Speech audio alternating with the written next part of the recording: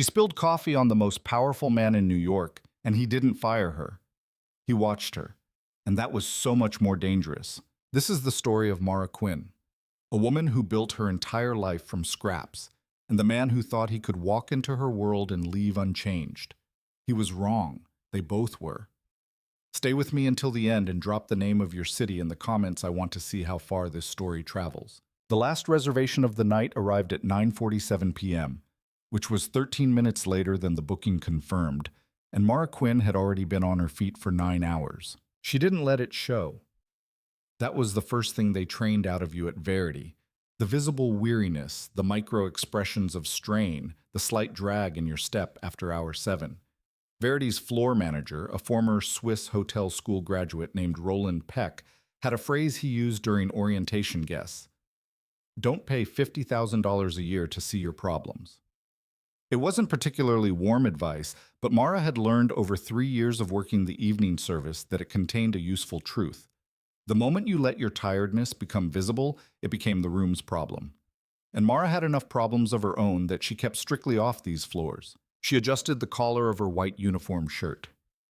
Verity's servers wore deep charcoal, not the black of lesser establishments, a distinction Roland considered significant, and carried a tray of amuse-bouches toward table 9, the corner booth that the reservations team internally called the cathedral. It was the best table in the room. Dark walnut paneling framed it on 2 sides.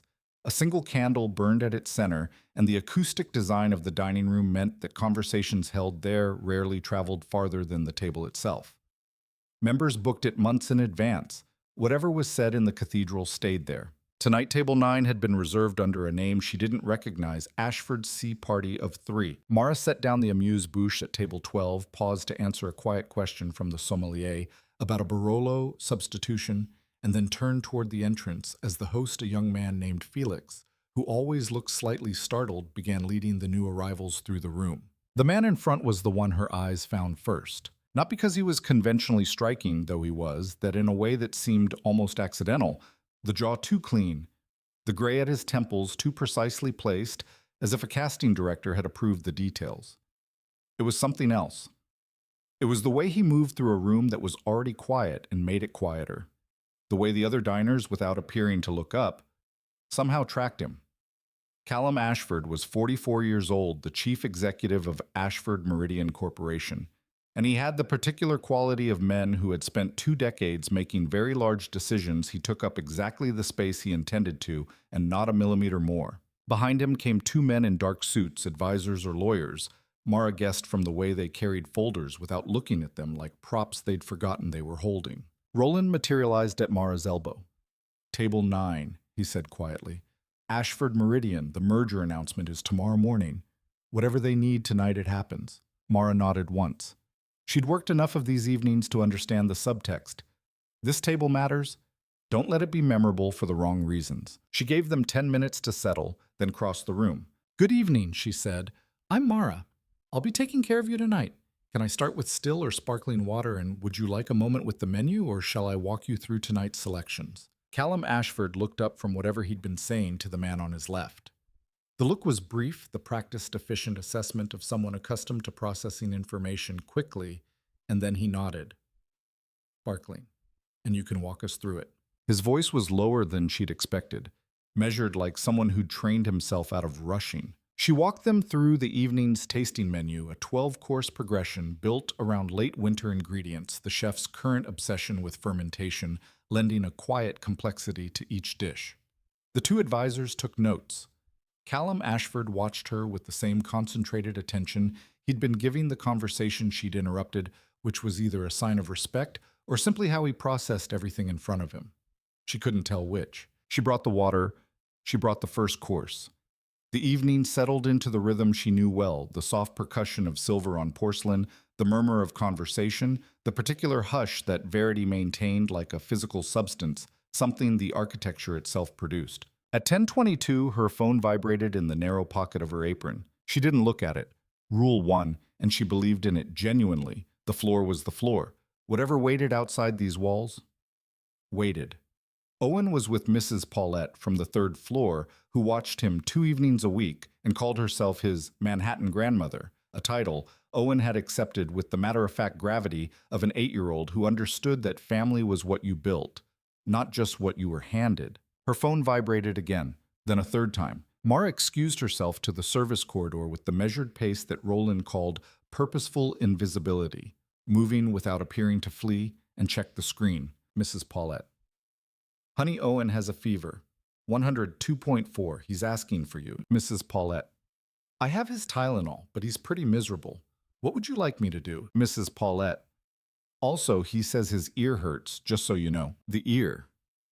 It had been threatening for a week. She'd noticed him wincing when he chewed the slight tilt of his head. She'd been managing it with warm compresses and hoping. She understood now, with the specific self-recrimination of a parent who'd been hoping instead of acting, that she had misjudged the timeline. She typed quickly, "Give him the Tylenol. I'll be home by midnight. If the fever goes above 103, call me immediately." She stood in the corridor for 4 seconds. She counted them, a trick she'd learned for calibrating herself back to functional, and then straightened her collar and walked back onto the floor. She was carrying the dessert course tray, a selection of petite fours, and the evening's signature preparation, a dark chocolate ganache with sea-salted caramel that the kitchen had been perfecting for 3 weeks, when her phone went off again, a sustained buzz. This time a call, which meant something had changed. The timing was precise in the way that disasters often are. She turned toward the service station to set down the tray and step aside, and she didn't see the sommelier's assistant, a new hire named Patrick, who was still learning the spatial geometry of the floor, backing toward her with a wine bottle in each hand. The collision was minor. A brush of shoulders, but the tray was already slightly off balance from her distraction, and the cup of fresh-brewed Ethiopian single origin at the tray's edge, prepared at exactly 185 degrees, placed there for the gentleman at table 9, who had requested coffee to accompany dessert, left the tray in a long, terrible arc. It landed on Callum Ashford's left shoulder, spread across his jacket lapel, and ran in a dark stain down the front of his shirt. The room didn't go silent. It was already silent, but the particular quality of the silence changed. Mara set the tray down on the nearest surface with a care that was almost absurd under the circumstances, and was at table 9 in 3 steps, white cloth napkin already in her hands. "I am so sorry," she said. It came out steadier than she felt. "I'm genuinely sorry. Please let me." She moved to blot the fabric, and Callum Ashford caught her wrist. Not harshly, just stopped her. His hand was dry and cool, and the grip was brief, releasing immediately. "It's fine," he said. "It's not fine. Your jacket is a jacket." He looked at her directly for the first time, with something that wasn't the efficient assessment from earlier, something more deliberate. "Are you all right?" The question caught her entirely off guard. Yes," she said. "I'm sorry. This was my fault. I was distracted. Leave it," he said. "Please." The word please from a man who clearly didn't use it often landed strangely. Roland appeared at her elbow like a very expensive ghost. "Mr. Ashford, I cannot apologize enough. This is entirely unacceptable, and I assure you that we will—" "I told her it's fine," Callum said. His tone didn't change. "It's fine." Roland looked at Mara with an expression she knew well, the particular configuration of controlled fury that preceded a private conversation she would not enjoy. She met his eyes briefly and gave him the smallest possible nod. "I understand." Later, "Let me at least have the jacket sent to our dry cleaner tonight," she said to Callum. "We have a service. It'll be returned tomorrow." "That's not necessary." He looked down at the stain, then back at her. "You were going to answer your phone," he said. She blinked. "Excuse me. Before the collision, you were going to step away to take a call." His voice was neutral, observational. "Someone was trying to reach you." The specificity of his attention, that he had noticed that he had tracked the small trajectory of her distraction, was unsettling. "It's handled," she said. "Is it?" She held his gaze for a moment. It was not a comfortable gaze to hold. Not hostile exactly, more like standing in a very bright light that made it difficult to arrange your expression. "It's my son," she said. And she wasn't sure why she said it. Perhaps because lying to people who were looking at you that carefully felt pointless. "He has a fever. He'll be fine. I'm sorry again for your jacket." She picked up the tray and walked back toward the service station. Behind her, she heard one of the advisors say something in a low voice. She didn't hear Callum Ashford's response. She managed to reach her phone during the 5-minute break Roland grudgingly allowed between the dessert course and digestives. Mrs. Paulette reported that Owen had taken the Tylenol and the fever had dropped to 101.6 that he'd asked for his baseball cards, and that he'd fallen into a fitful sleep clutching the one with the Yankees logo that his school friend Danny had given him. He said to tell you he's being brave, Mrs. Paulette added.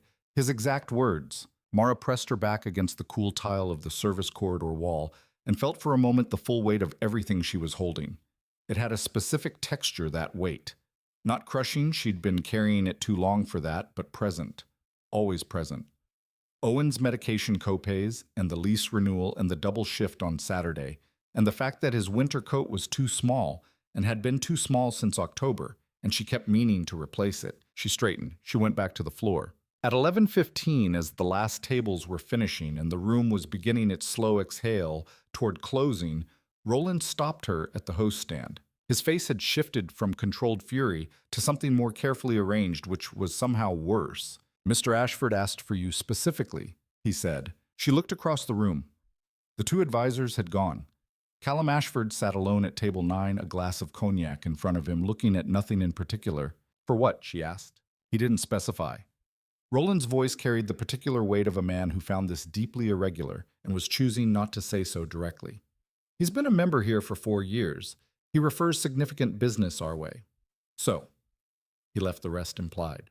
Mara crossed the room. Callum looked up when she reached the table. "Please sit down," he said. "I don't—" She paused. "I typically don't sit with guests." "I know.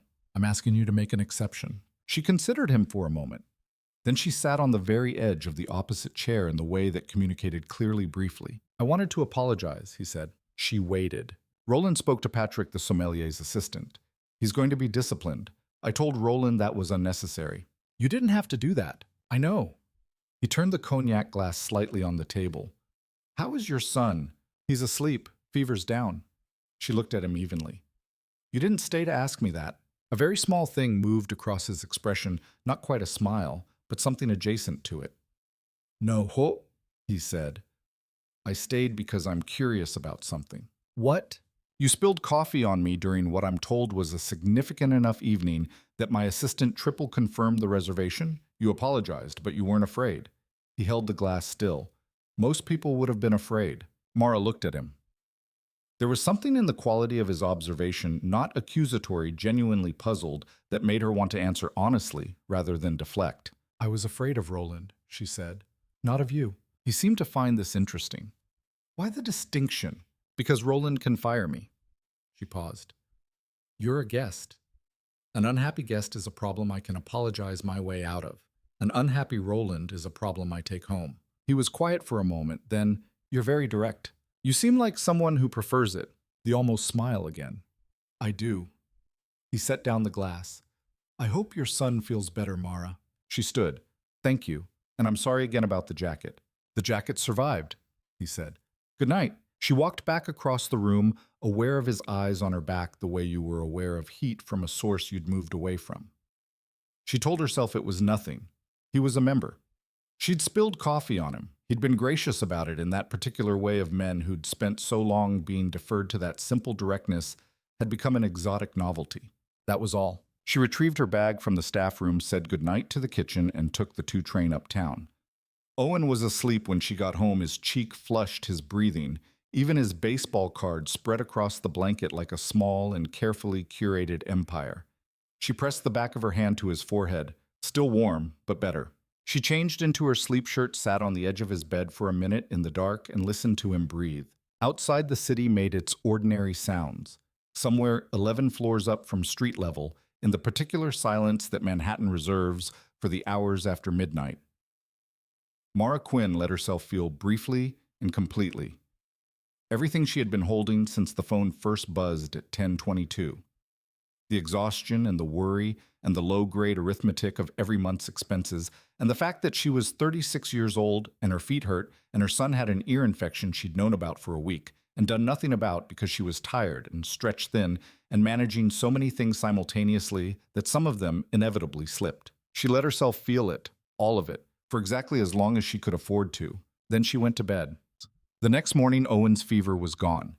He ate cereal at the kitchen table with the focused absorption he brought to all things, and informed her that Mrs. Paulette had told him a very long story about a cat she'd had in the 1970s. Was it a good story? Mara asked, making coffee. It was kind of sad, he said. The cat died. Most stories about cats from the 1970s end that way. He considered this. I think I want a dog, he said. We've discussed this. We've discussed it without resolution, he said, with a precision that made her pause and look at him. He was 8 years old, and he sometimes spoke like a retired professor, which she found equal parts alarming and wonderful. Without resolution, she repeated. Where did you hear that phrase, Mrs. Paulette? She uses it about a lot of things. Fair enough? She set a cup of orange juice in front of him. How's your ear? He tilted his head, testing. Better, he said. Still kind of there. We'll see Dr. Reyes today. Okay.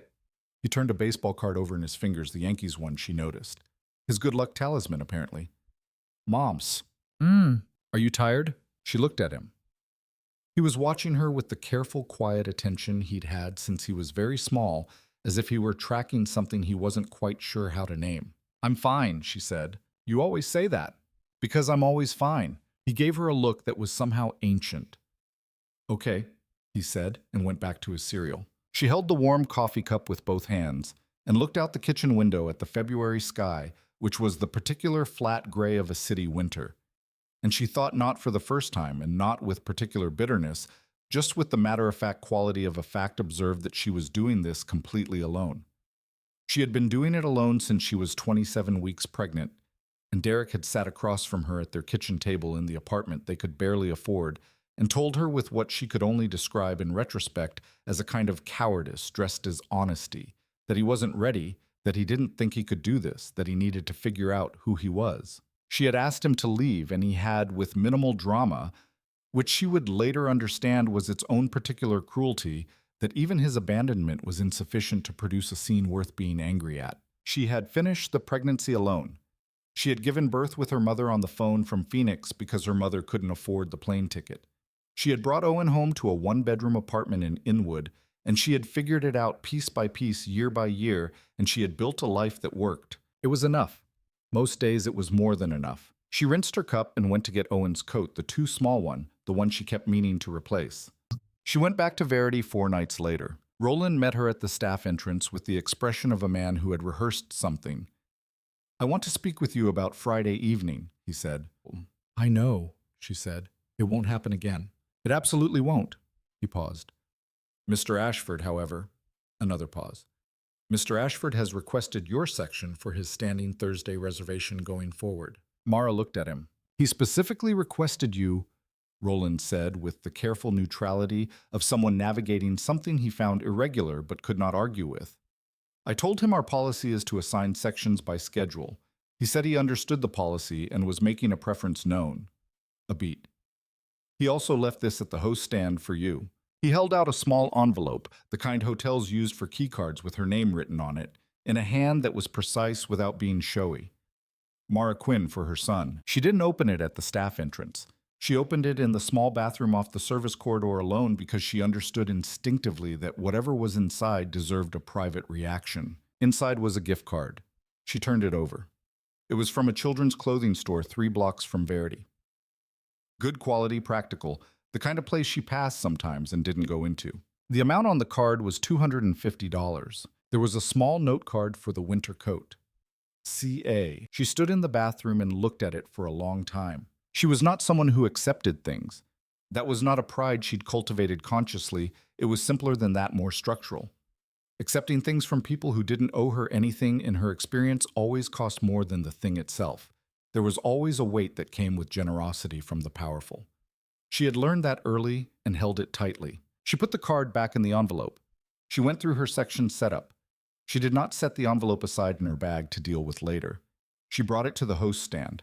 If Mr. Ashford keeps his Thursday reservation, she said to Felix, who was looking at her with the expression of someone watching a small but interesting event unfold, please return this to him. He'll be here at 8, Felix said. Good. He arrived at 7:52 alone without the advisors.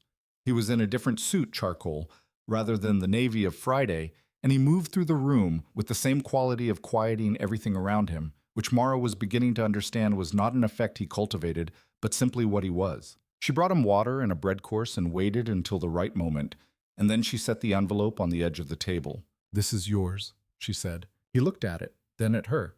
"You're returning it." "Yes." He was quiet for a moment. "May I ask why?" "Because I didn't earn it," she said. "I spilled coffee on you. That's not something that should be rewarded." "It wasn't a reward," he said. "Your son needed a coat." "My son has a coat." "You mentioned it was too small." She felt a flicker of something not quite anger, but related to it. "I mentioned it in passing. That doesn't mean I need it managed." He held her gaze with that particular quality of attention that she was beginning to recognize, not aggressive, but completely uncomfortably honest. "I know," he said. "I overstepped." She had been prepared for several responses. Not that one. "I do that," he said, with a matter-of-factness that suggested he was reporting a documented flaw rather than apologizing for one. "I see a problem, and I move to solve it without asking whether solving it is wanted." He picked up the envelope and held it out. "I'm asking now. Would you accept it not as compensation for anything, just because a child should have a warm coat?" Mara looked at the envelope in his hand. She thought about Owen's coat, the sleeves that didn't quite reach his wrists, the zipper that stuck on cold mornings. She thought about every lesson she'd ever learned about the cost of accepting things. "No," she said. "Thank you, but no." She walked away, and this time she could feel his gaze on her back differently than before, not with the detached assessment of a man cataloging a curiosity, but with something that had more temperature to it. She told herself again that it didn't matter. She was getting less convincing even to herself. He came back the following Thursday, and the one after that. He always sat in her section. He always arrived slightly before his reservation time. He ate slowly and methodically, with the focused attention of someone who genuinely tasted things rather than simply consuming them. He tipped correctly, but not extravagantly, which she respected, because extravagant tipping was its own kind of pressure, a way of placing weight on someone without their consent. He talked to her occasionally in the brief spaces between service demands. Not personal questions, he seemed to understand instinctively where the line was. He asked about the food, the sourcing of ingredients, the chef's philosophy, the way a particular dish had evolved over seasons. He had genuine curiosity. She realized not the performed interest of someone making conversation. He listened to what she said in a way that people rarely listened with his full attention, as if what she was saying was the most relevant information currently available to him. She found herself extending the conversations by 30 seconds, then a minute. She found herself noticing when he was about to leave and experiencing something that she diagnosed as reluctance. She also found herself researching him on her phone during her break, which was not something she was proud of, but was something she did. Callum Ashford, 44. Son of Gerald Ashford and Harriet Ashford, née Whitmore. Ashford Meridian Corporation, founded by his father in 1987, now operating in 14 countries with a focus on infrastructure technology, smart city systems, and real estate development. Callum had taken over as CEO in 2015, aged 33, following his father's stroke. Under his leadership, revenue had tripled. He was known for being difficult to negotiate with and impossible to deceive. He had never been married. There was in the society pages from 8 months ago a photograph of him at a charitable gala with a woman named Sloane Whitfield, described as the daughter of Harlan Whitfield of Whitfield Capital Partners. The caption noted the pair as longtime family friends. They were standing close together in the way of people accustomed to being photographed together. Sloane Whitfield was very beautiful in the particular way that came with a specific kind of resources, the bone structure and the hair, and the precise neutrality of a face that had never been forced to show more than it intended. Mara put her phone away. She went back to work. She told herself for the third time that none of this was relevant to her life. The night everything shifted was a Tuesday, not a Thursday, which was why she didn't expect it. She was covering a shift for a colleague who'd called in sick. Working a table near the entrance that wasn't her usual section when she heard a voice that made the room rearrange itself slightly. "She's in service right now," Felix was saying in the careful tone of a man trying to be firm with someone who clearly expected not to encounter firmness. "I can see that." A woman's voice, and even from across the room, Mara could hear the particular quality of it, the complete absence of doubt. "Tell her table 12 needs water and to come say hello." Mara looked up. At the host stand stood Harriet Ashford, who who was 71 years old and moved like someone 20 years younger and wore her silver hair in a chignon that probably cost more to maintain than Mara's car payments. She was elegantly dressed in a way that looked effortless because it was expensive enough to look that way, and she was looking directly across the room at Mara with an expression that was not unfriendly but was absolutely forensically assessing. Beside her was Callum. He was not looking at her with the expression of a man who had arranged this. He was looking at her with the expression of a man who had been ambushed by someone better at ambushes than he was. Table 4, Mara said to Patrick, who had managed over the past several weeks to become competent enough that she trusted him. I'll be 5 minutes. She crossed the room. Mrs. Ashford, she said, because she had done her research and had his mother's name ready in the way you kept tools ready. Good evening. Shall I show you to your table? Harriet Ashford's eyes moved over her in a brief, thorough inventory. Mara had been inventoried by professionals, and she knew how to hold still for it. You're the one he keeps coming back for, Harriet said. I'm the one who keeps his water glass full, Mara said. Something shifted in Harriet's expression, not warmth exactly, but a recalibration. She had expected either subservience or bristle. Mara suspected, and had gotten neither. Interesting, Harriet said almost to herself. Callum was looking at Mara with an expression she couldn't quite read. I didn't know she was coming tonight, he said quietly, just to her. I know, she said. And she did. Whatever else she was uncertain about with him, she was certain of that. She led them to table 9, the cathedral, the only table appropriate for a woman who moved through rooms like an announcement and gave them menus and the evening's recitation, and she felt throughout the whole interaction the weight of Harriet Ashford's attention on her like a hand resting on the back of her neck. Later, carrying dishes to the kitchen, she passed close enough to table 9 to catch fragments of conversation not meant for her. She wasn't eavesdropping. The acoustic design of the cathedral was supposed to prevent exactly this, but the room was quieter than usual, and she was moving at a certain angle. She heard Harriet say clearly, and with the specific quality of a woman who chose her words for precision, this isn't the same as looking Callum. She's a server. She has a child. There are better uses of whatever this is. She didn't hear Callum's response. She carried the dishes to the kitchen and set them down and stood for a moment in the noise and heat and ordered chaos of the Verity kitchen, and she felt something she identified after a moment as a decision crystallizing. She had been telling herself that the conversations were just conversations, that his attention was just the attention of a man who found directness interesting, that whatever she'd been feeling during the Thursday reservations was a professional relationship with warmth and nothing more. She had been lying to herself, which was not something she did often, or well. She admitted it in the honest fluorescent clarity of the kitchen in Something with Callum Ashford. Not in love, not yet, but in something. In the territory before that, which was its own particular kind of danger. And Harriet Ashford had walked in tonight and named it and dismissed it in the same breath with the casual certainty of a woman who was accustomed to having her dismissals mean something. Mara thought about that for exactly as long as she could afford to. Then she went back to work. On the walk home, she always walked when the weather allowed, even in February, because the 20 minutes were the only truly unclaimed time in her day. She thought about what Harriet Ashford had said. She's a server. She has a child. The two facts placed side by side with no explicit connection stated, but the implication unmissable. These were disqualifying characteristics. These were the conditions that made whatever was happening between Mara and her son a thing that should stop before it became a thing at all. Mara had heard variations of this logic her whole life, not always from powerful women in expensive chignons, sometimes from her own interior voice in the hours after midnight when the tiredness stripped away her better arguments. You're a server. You have a child. You have no savings and a lease that renews in 3 months at a rate you can't guarantee you'll afford, and an ear infection you let go a week too long because you were managing so many other things simultaneously. The voice was not cruel exactly. It was simply transactional. It dealt in facts the way Harriet Ashford dealt in facts. Here are the conditions. Here are the constraints.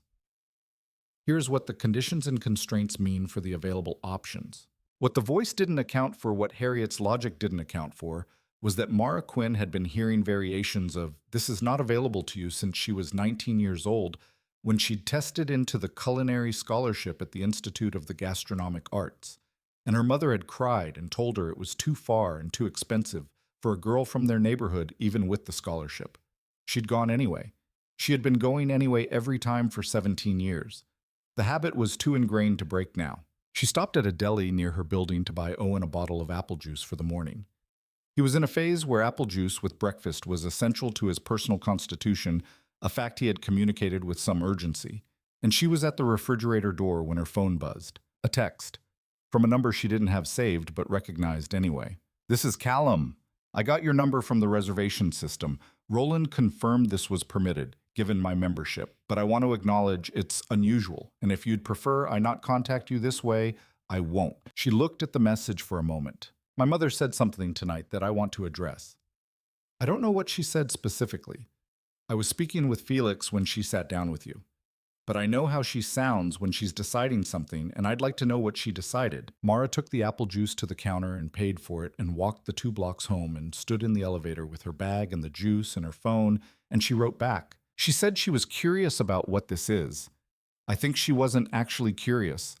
I think she was telling you. The elevator reached her floor. She stepped out. His response came before she reached her apartment door. She has that quality. Yes. A pause of perhaps 20 seconds. "I'd like to have dinner with you. Not at Verity. Somewhere you're a guest." She stood in the hallway outside her apartment keys in hand, and she looked at those 2 sentences for a long time. She thought about every reason this was inadvisable. She collected them the way she collected facts about anything important systematically without sentimentality. He was a member at her workplace. He was operating in a social world that had made clear through his own mother that she was a poor fit. He had a family applying pressure toward a different outcome.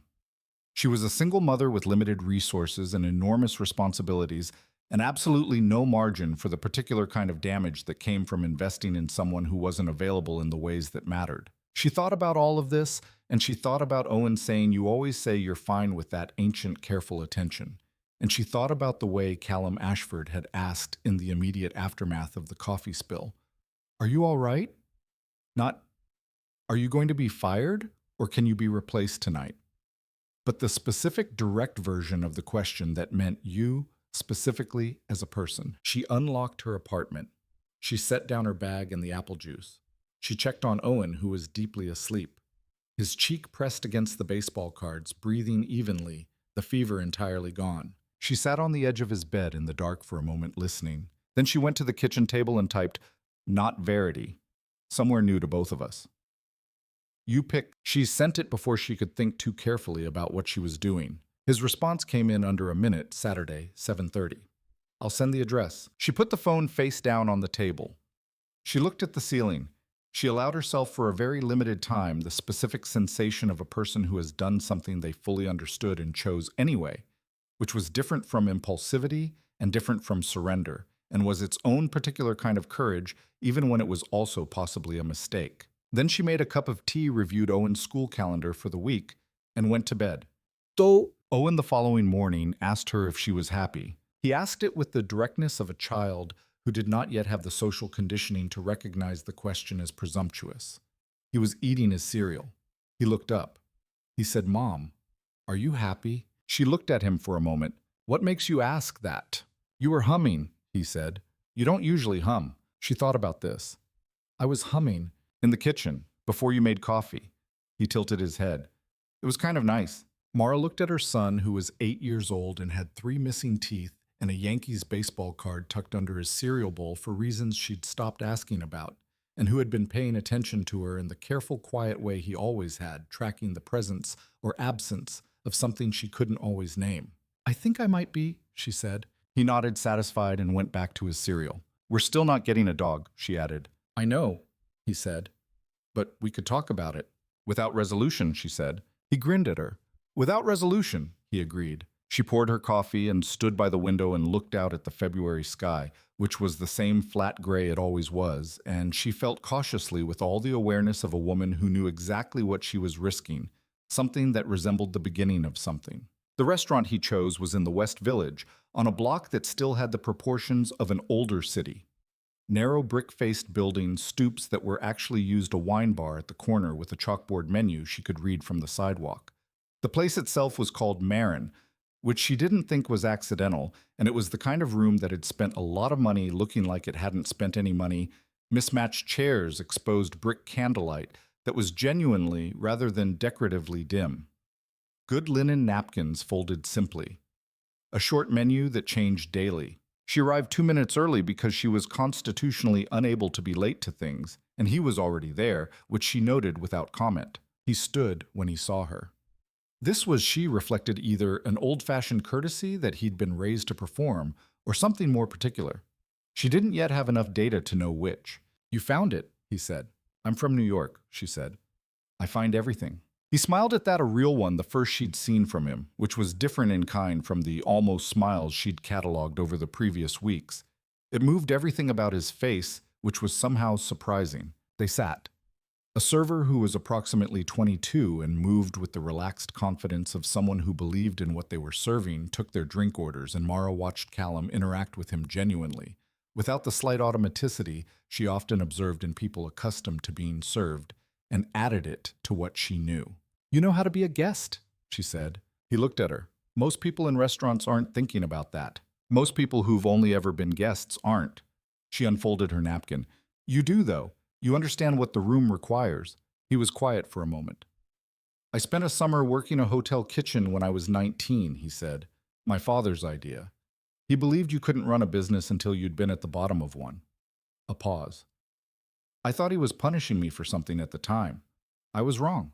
"What changed your mind?" "Seeing what it actually took." He turned his wine glass. "The endurance required. The way people were treated who had no power to push back. It's more efficient to be decent, I decided, because people work better when they're treated like people. My father would say that's a coldly pragmatic conclusion, and he'd be right. But I hold it either way." "What would a less pragmatic version sound like?" He looked at her. "It would sound like the man who ran the kitchen where I worked that summer treated a prep cook like she was invisible for 6 weeks running, and one day she simply didn't come back. She'd been doing the work of 2 people. The kitchen nearly went under without her." He held her gaze. "She was invisible until she wasn't there." That seemed like an error worth not repeating. Mara set down her water glass. "You're not what I expected," she said. "What did you expect? Something more linear." She considered how to say it. Men who run things that large tend to become more simplified, not less. They optimize toward efficiency, and the things that don't serve efficiency fall away. "And you thought I'd be simplified?" "I thought you'd be exactly one thing very extremely." The smile again. Less surprising this time. "And now I think you're probably several things, some of which are in conflict." She picked up the menu. "Which makes you more interesting and more complicated in roughly equal measure." He was quiet for a moment. When she looked up from the menu, he was watching her with that particular quality of focused attention that she'd stopped trying to find unsettling and had started accepting as simply how he was. "You do this at Verity, too," he said. "What?" "Read people while you're doing something else. You're looking at the menu and you were watching me." He wasn't accusing, he was reporting. "It's very precise. It's professional instinct," she said. "I learned to track the room and the people in it at the same time. You stop being able to turn it off." "I know the feeling." He paused. "For me, it's negotiation rooms. I can be talking to someone and running 3 alternative scenarios simultaneously." A beat. "My ex-fiancée, former nearly 5 years ago, told me it made her feel like she was being analyzed rather than known." Mara looked at him steadily.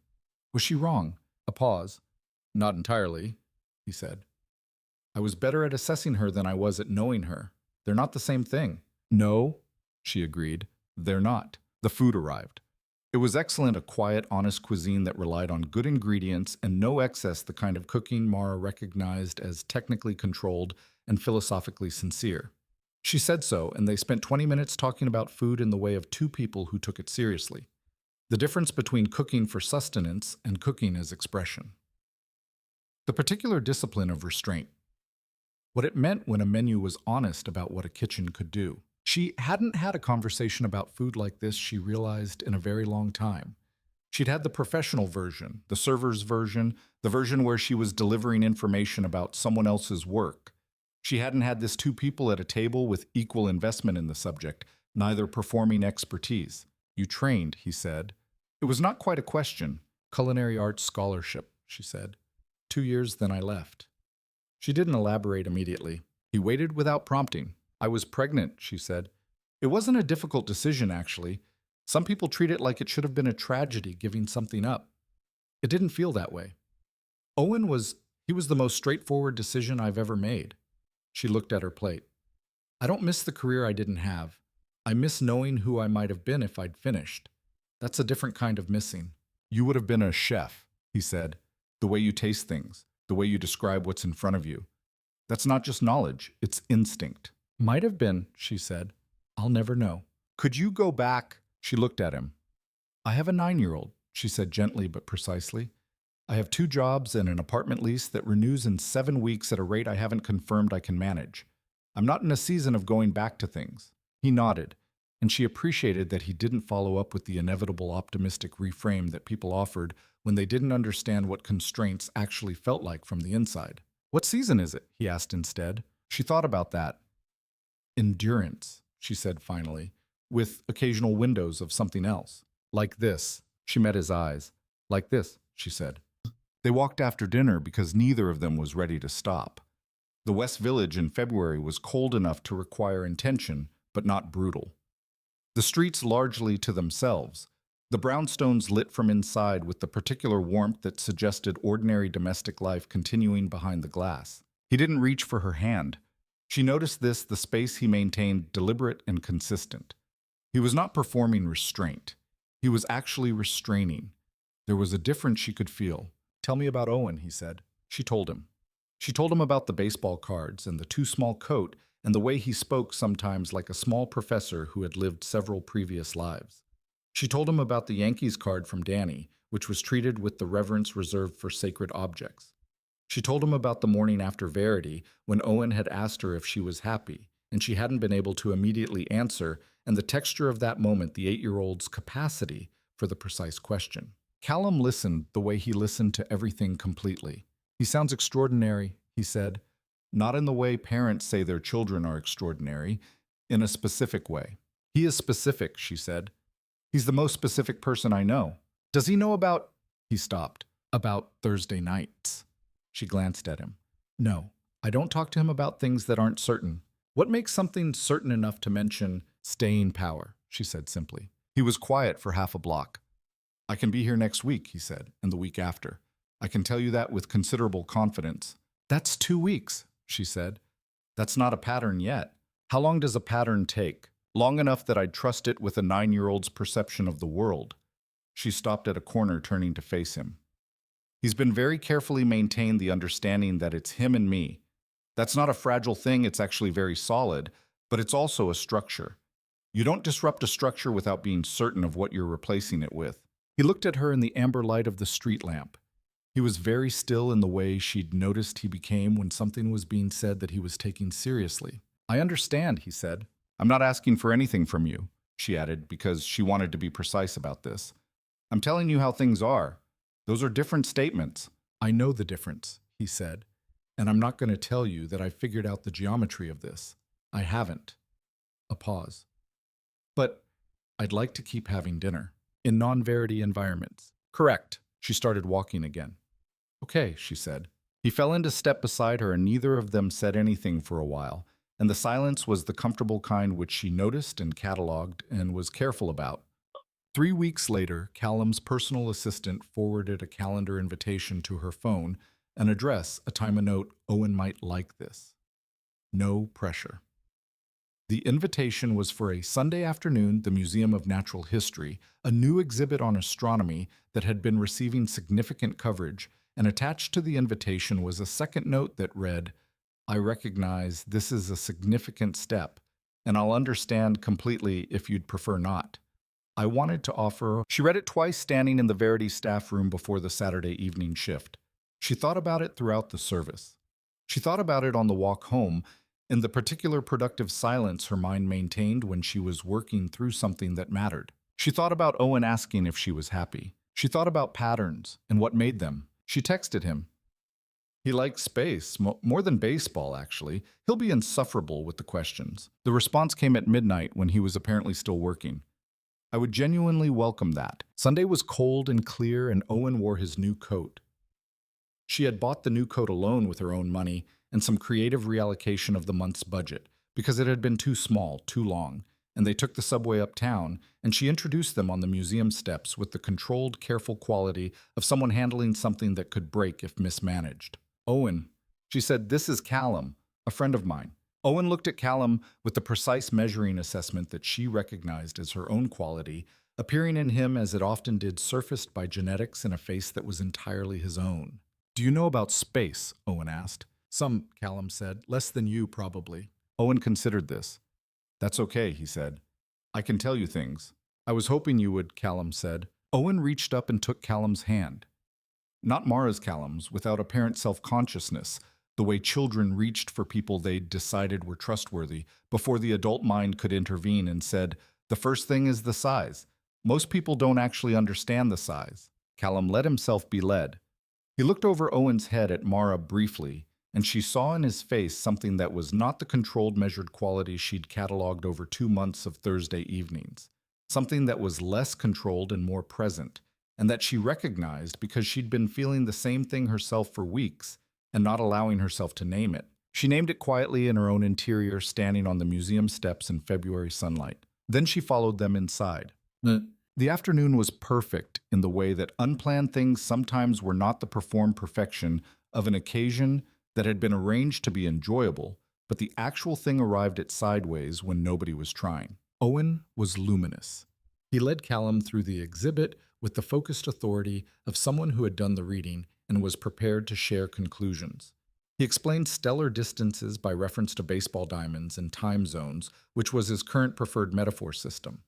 He asked Callum 17 questions counted, of which Callum could answer 6 correctly, and admitted to guessing on the other 11, which Owen found satisfying. Most adults pretend to know things, Owen told Mara while Callum was reading a panel about neutron stars. He doesn't pretend. No, she agreed. He doesn't. I like that, Owen said, and turned back to Callum with another question before she could respond. She watched them. She stood at a small distance, and she watched, and she felt the careful structure she'd been maintaining, the one that kept potential things from becoming real things, prematurely beginning to shift under a weight she hadn't entirely prepared for. Callum was genuinely there. Not performing engagement with a child to impress a woman, she would have recognized that immediately, and Owen, with his precise 8-year-old instruments, would have detected it in under 20 minutes. He was actually present. He actually listened to Owen's answers, the way he listened to everything with the complete attention that was simply how he processed the world. She had been careful. She had been managing expectations her own as much as anyone's. She had been rational about this in every way she knew how to be rational. She was increasingly aware that rationality in this particular territory had its limits. On the subway home, Owen fell asleep against her shoulder. The Yankees card tucked in his coat pocket, and Callum sat across from them and watched the tunnel lights strobe past the window. And at some point he looked at her rather than the window and said quietly so as not to wake Owen, I should tell you something. She waited. There's a formal dinner next week. My mother hosts it annually. It's nominally charitable, actually quite political. Family obligation. He paused. I'd like you to come. She looked at him. That's a significant departure from the museum. I know. Your mother will be there. Yes. She's already expressed an opinion about what this is. She has opinions about most things, he said. That's not the same as her being right. Mara looked at Owen asleep against her arm, his steady breathing, the slight flush of a child who'd run himself pleasantly ragged, the card in his pocket, the whole small and specific weight of him. If I come to that dinner, she said, it becomes something. It stops being dinner in the West Village and museum Sundays and Thursday reservations. It becomes something that other people know about and have opinions about. Yes, he said. That's not a small thing. No, he said. It isn't. He held her gaze across the aisle of the R train, the tunnel lights flickering between them. I'm aware of what I'm asking. She thought about Harriet Ashford in the Verity dining room, certain and assessing. She thought about the photographs of Sloane Whitfield in the society pages, standing close to Callum with the ease of assumed proximity. She thought about what she was actually afraid of, which was not Harriet Ashford or Sloane Whitfield. It was something more specific and more honest, the particular vulnerability of having something to lose. She had built her life to minimize that kind of vulnerability. She was very good at it. It was also she was beginning to understand a kind of smaller life than she was capable of. I'll come, she said. Owen shifted against her shoulder, not waking, just resettling.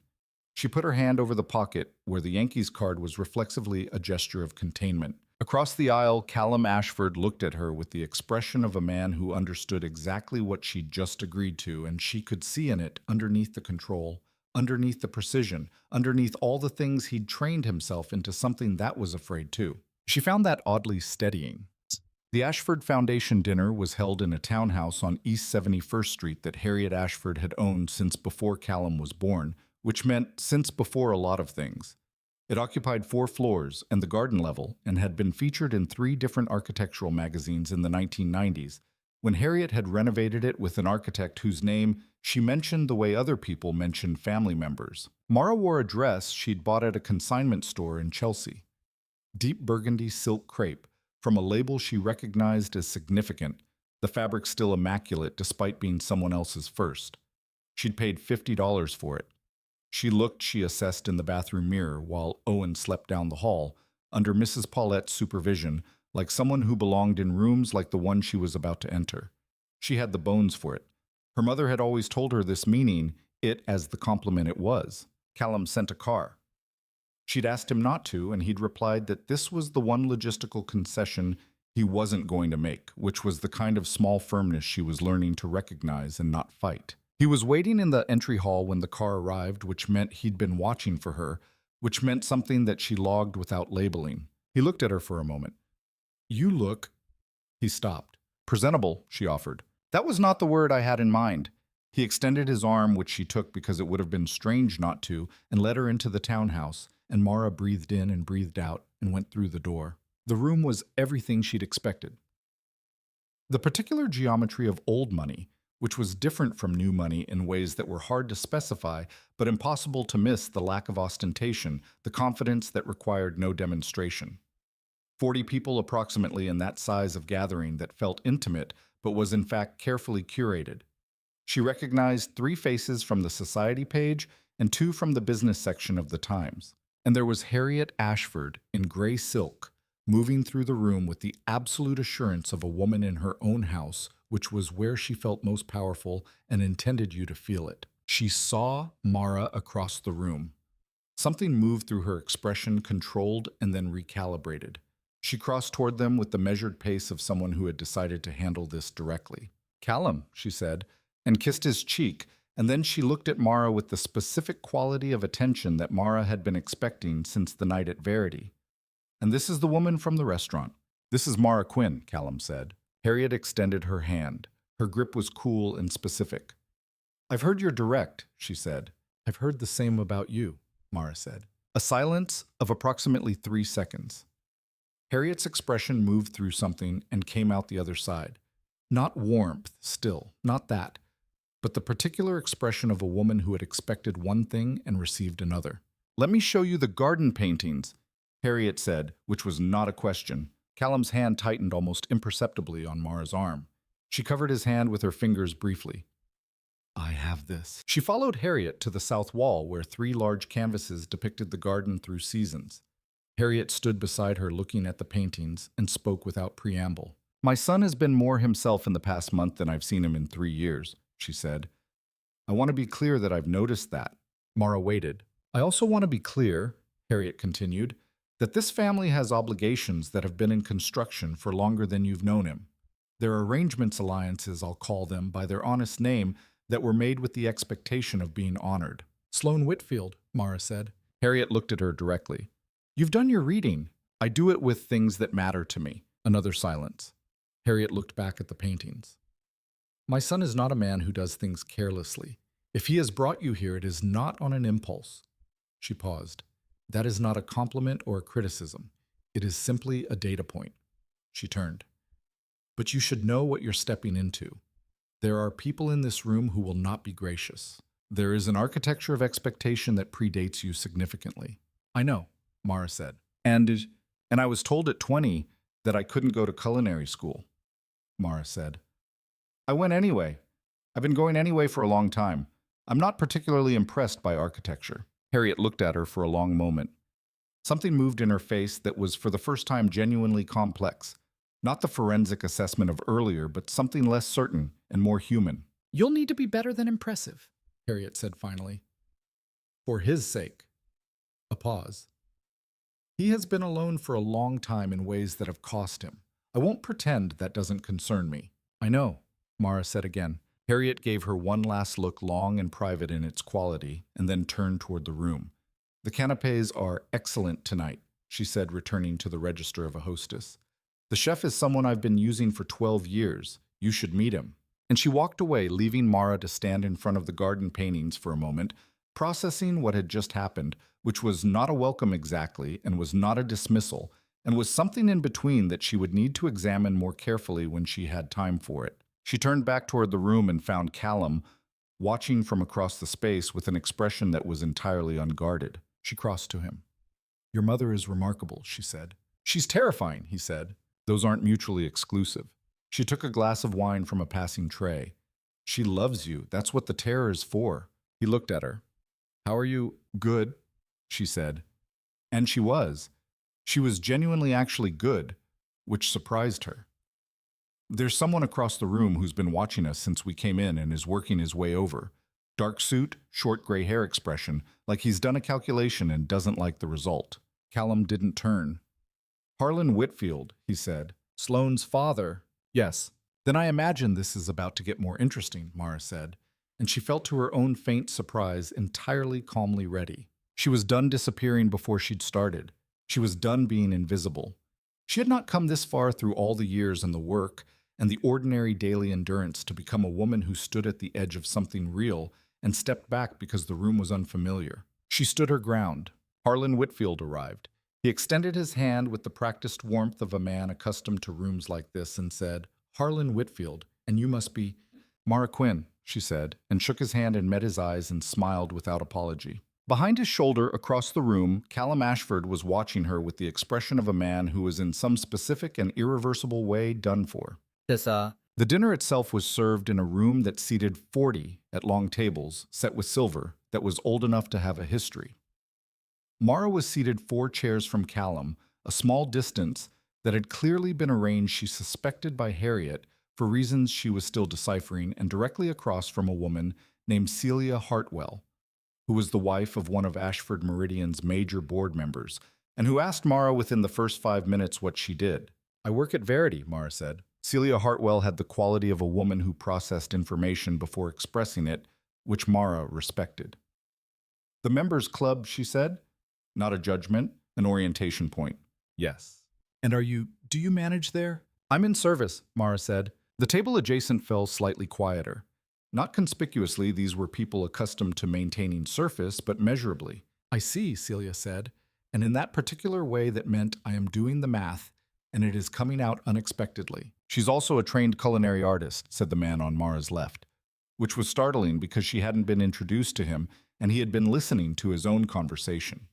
He was perhaps 60, with the kind of face that had seen a great deal and found most of it less interesting than advertised. He turned to her.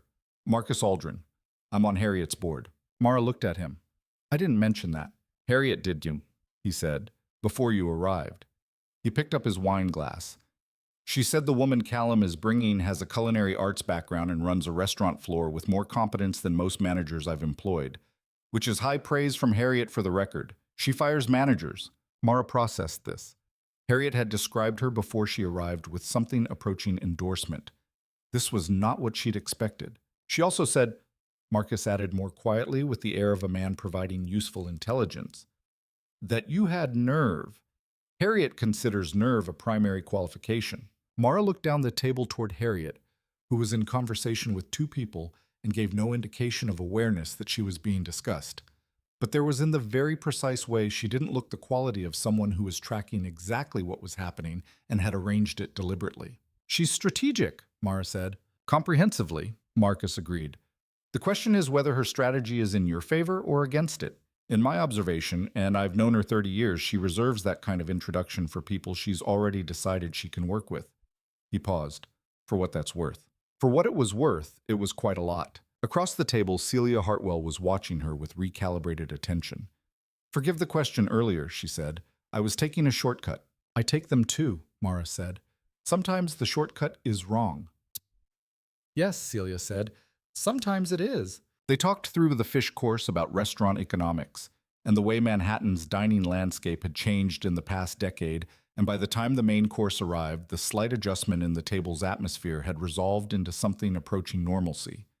She wasn't absorbed into the group, she was too new for that, and the group was too old, but she wasn't excluded either.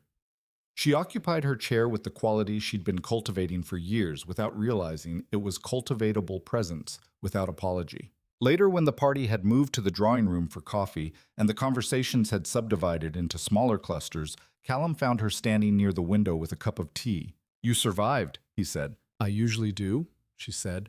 "Your mother introduced me in advance, favorably." He looked across the room toward Harriet, who was now holding court in the center of the room. "I didn't know she was going to do that." "I think that might have been the point." He turned back to her. "Are you all right?" Genuinely not the standard answer. She considered the room, the evening, the weight of it, and also the unexpected texture of it, which was different from what she'd been braced for. Not easy, she wasn't going to pretend it had been easy, but real. She had been in this room, and she had been herself, and that had been, to her own surprise, enough. "Yes," she said. Genuinely. She looked at him. "Harlan Whitfield watched me for most of the meal. He didn't approach again after the initial introduction." "He wouldn't," Callum said. "He's waiting to understand what this is before he decides how to respond." "What is this?" she asked. He held her gaze with the quality she now recognized as his particular form of honesty, the kind that didn't hedge, because hedging for him was a greater cost than exposure. "Something I'm not willing to not have," he said. The directness of it landed exactly as directly as it was intended. "Okay," she said, which was the only word she had for this in this room tonight, with the weight of everything surrounding them. He looked at her a moment longer. "I'll get the car," he said, and she nodded, and he crossed the room, and she stood at the window with her cup of tea and looked out at East 71st Street and the February night beyond it, and felt at the center of everything that was complicated and unresolved and still in motion something that was steady. She held it carefully the way you held something new before you knew how strong it was. She thought about it on the drive home in the quiet of the car, the city pulling past the windows. She thought about the first time Owen had seen her come home from Verity at midnight and had been sitting up in bed, not because he'd been frightened, but because he'd been waiting to tell her something, that he'd figured out why the seasons changed, that it was the tilt and not the distance that Mrs. Paulette had helped him look it up, and he'd wanted to tell her before he forgot. He'd been 5. She had sat on the edge of his bed in her work uniform and listened to him explain axial tilt with the earnest precision of a child who had just discovered something magnificent about the world he was living in. She had been doing this alone, and it had been enough because Owen was extraordinary, and what they had built was solid, and she did not lack for meaning. What she had been missing, what she had not allowed herself to catalog in the missing column, because cataloging it would have made it a wound, was the particular comfort of being known, not assessed, not helped, known. The thing that came from sitting across a table with someone and finding conversation by conversation that they were interested in the actual texture of you, not what you could do or provide or signify, but the particular configuration of who you were in the imperfect and ongoing way that configuration actually existed. Callum Ashford knew her in a way that was 3 months old and also felt in its quality much older than that, like something that had found the right frequency quickly, the way certain instruments tuned effortlessly to each other. She was allowing herself to have this. She was deciding with full awareness to let it be real. The car stopped in front of her building. The driver, a quiet man named Thomas, who she'd learned over 4 car rides was a former schoolteacher from Trinidad, said goodnight in the warm way he'd started saying it once she'd remembered to ask his name. She thanked him and went inside. Mrs. Paulette was asleep in the armchair with the television on low, which was her habit and her prerogative. Owen was deeply asleep, the baseball card on the nightstand, his new coat hanging on the back of his door. Mara changed, washed her face, and stood in the dark of the kitchen for a moment before bed. Her phone had a message. From Callum. "Thank you for tonight. I know it wasn't simple." She typed back, "Nothing worth having is." She paused. "Good night." "Good night, Mara." She put the phone on the charger and went to bed and lay in the dark and let herself without qualification feel the fullness of what the evening had been. Tomorrow there would be the lease renewal to deal with, and the Saturday double, and Owen's next pediatric appointment, and the ordinary weight of the month's arithmetic. Those things would still be there. Tonight, for the length of time before sleep, she was going to let herself have this. She had earned that much. The Whitfields moved at the end of February. Mara learned about it the way she learned most things that pertain to the world Callum occupied, not directly, not first but eventually. She was at the Verity service station on a Thursday night when she overheard a member at table 3, a woman with the particular patrician frankness of someone who'd never had to manage what she said in front of staff, because staff had always been furniture, saying to her companion that the Whitfield-Ashford arrangement was reportedly back on the table, and that Harriet had always favored it regardless of whatever Callum was doing. Mara brought the amuse-bouche tray to table 7. She refilled table 4's water. She excused herself to the service corridor for 60 seconds and stood with her back against the wall and breathed. Then she went back out and finished her section. She didn't text Callum that night. She waited, which was something she'd learned to do with things that needed time to settle, not avoidance, but the particular patience that came from understanding that some conversations needed proper conditions. He called her on Friday morning. She was in the pediatrician's waiting room with Owen, who had a follow-up on the ear, and she let it go to voicemail and texted, "At Dr. Reyes. Call you in an hour." An hour later, on the sidewalk outside the clinic, Owen, walking slightly ahead and reading a book while walking a habit she'd tried and failed to discourage, she called back. "I heard something at work last night," she said without preamble. A pause. "I know," he said. "That's why I called. Tell me what's actually happening." He told her. The Whitfields had approached the Ashford Meridian board through back channels. Not Callum directly, but the members of the board who had known Harlan Whitfield for 30 years and who had investments that were adjacent to the merger Callum was completing.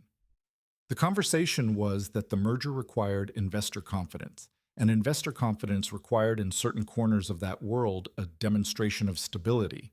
And the particular demonstration that certain board members found most convincing was, as Callum described it, with a flatness that contained rather than concealed something, Callum settling down with the appropriate person. "Sloane Whitfield," Mara said. "Yes." Owen had stopped at a newsstand 20 feet ahead and was examining a magazine with total absorption. She watched him, keeping him in her sightline, and said, "What did you tell them?" "That it wasn't their decision to make." His voice was controlled. "And that I was aware of the pressure and I was not going to honor it." "Your board members are uncomfortable. 3 of them are. 7 aren't." He paused. "My mother is she's maintaining her position, which is that she sees what's between us and she respects it, but she also understands the board's concern and would like it if I considered both things seriously. She's asking you to weigh it. She's asking me to be practical." Mara watched Owen turn the magazine over and put it back. He looked back at her, checking, and she gave him the small nod that meant one more minute. "Are you going to be practical?" she asked Callum. "I called you to tell you what was happening," he said. "That's not something I'd do if I were about to be practical at your expense." She exhaled. "Okay." "Mara, I'm not fragile," she said. "I'm asking the right questions because they're the right questions, not because I'm looking for a reason to end this." A pause. "But you should know, if you decide the board matters more than this, I will understand the logic. I won't like it, but I'll understand it." "I know you will," he said. "That's one of the things that makes this harder." She looked at Owen, who had found a stick on the sidewalk and was now comparing it to his own height with scientific focus. "Deal with the board," she said. "I'll be here." "Saturday," he said. "Saturday," she agreed. She ended the call and walked to where Owen was. He showed her the stick gravely. "It's basically exactly as tall as me." "That's remarkable," she said. "I know it," he said, and carried it home with the satisfaction of someone who had made an important discovery. Saturday came, and then more Saturdays, and the season turned with the particular abruptness of New York springs, which arrived all at once, and without apology. Owen started Little League in March, and Callum came to the second game, which was not something Mara had asked for, and which she noticed Owen notice with the careful peripheral awareness that was his particular talent. After the game, Owen's team had not won, but Owen had caught a fly ball in right field, and had the expression of a person for whom this was sufficient. They walked to a noodle place Owen had selected with the authority of someone who had strong opinions about broth. "You came," Owen said to Callum, pulling broth with the concentration of a craftsman. "I wanted to see the catch," Callum said. "The catch was good," Owen confirmed without false modesty. "I saw it coming early. Most people wait too long." "How do you know when to start moving?" Owen looked up. "You watch where the ball starts, not where it is. Most people watch where it is." He tilted his head. It's like you know what's going to happen before it happens if you're paying the right kind of attention." He said it with the offhand authority of a child explaining something obvious, and he went back to his noodles, and Mara watched Callum absorb this with an expression that was quiet and full. On the walk home, Owen between them, Callum said quietly, "He talks about staying ahead of the ball. That's actually—" He paused. "In negotiation, you call it anticipatory positioning. You read the trajectory early." "He's 8, Mara said. "I know." He glanced at her. "Where does he come from?" "Both of us," she said. "The parts that work." Owen between them reached up and took each of their hands, one in each, without apparent ceremony, the way he sometimes reached for things he needed and kept walking, and neither of them said anything, and the April evening was warm enough that no one's coat was necessary, and they walked the 6 blocks home in a configuration that was new and ordinary and complete in a way that Mara could feel in the center of her chest. She put Owen to bed that night with his baseball card on the nightstand and the stick which she had allowed inside, despite her better judgment, propped against the wall, and he said half asleep, "I like him."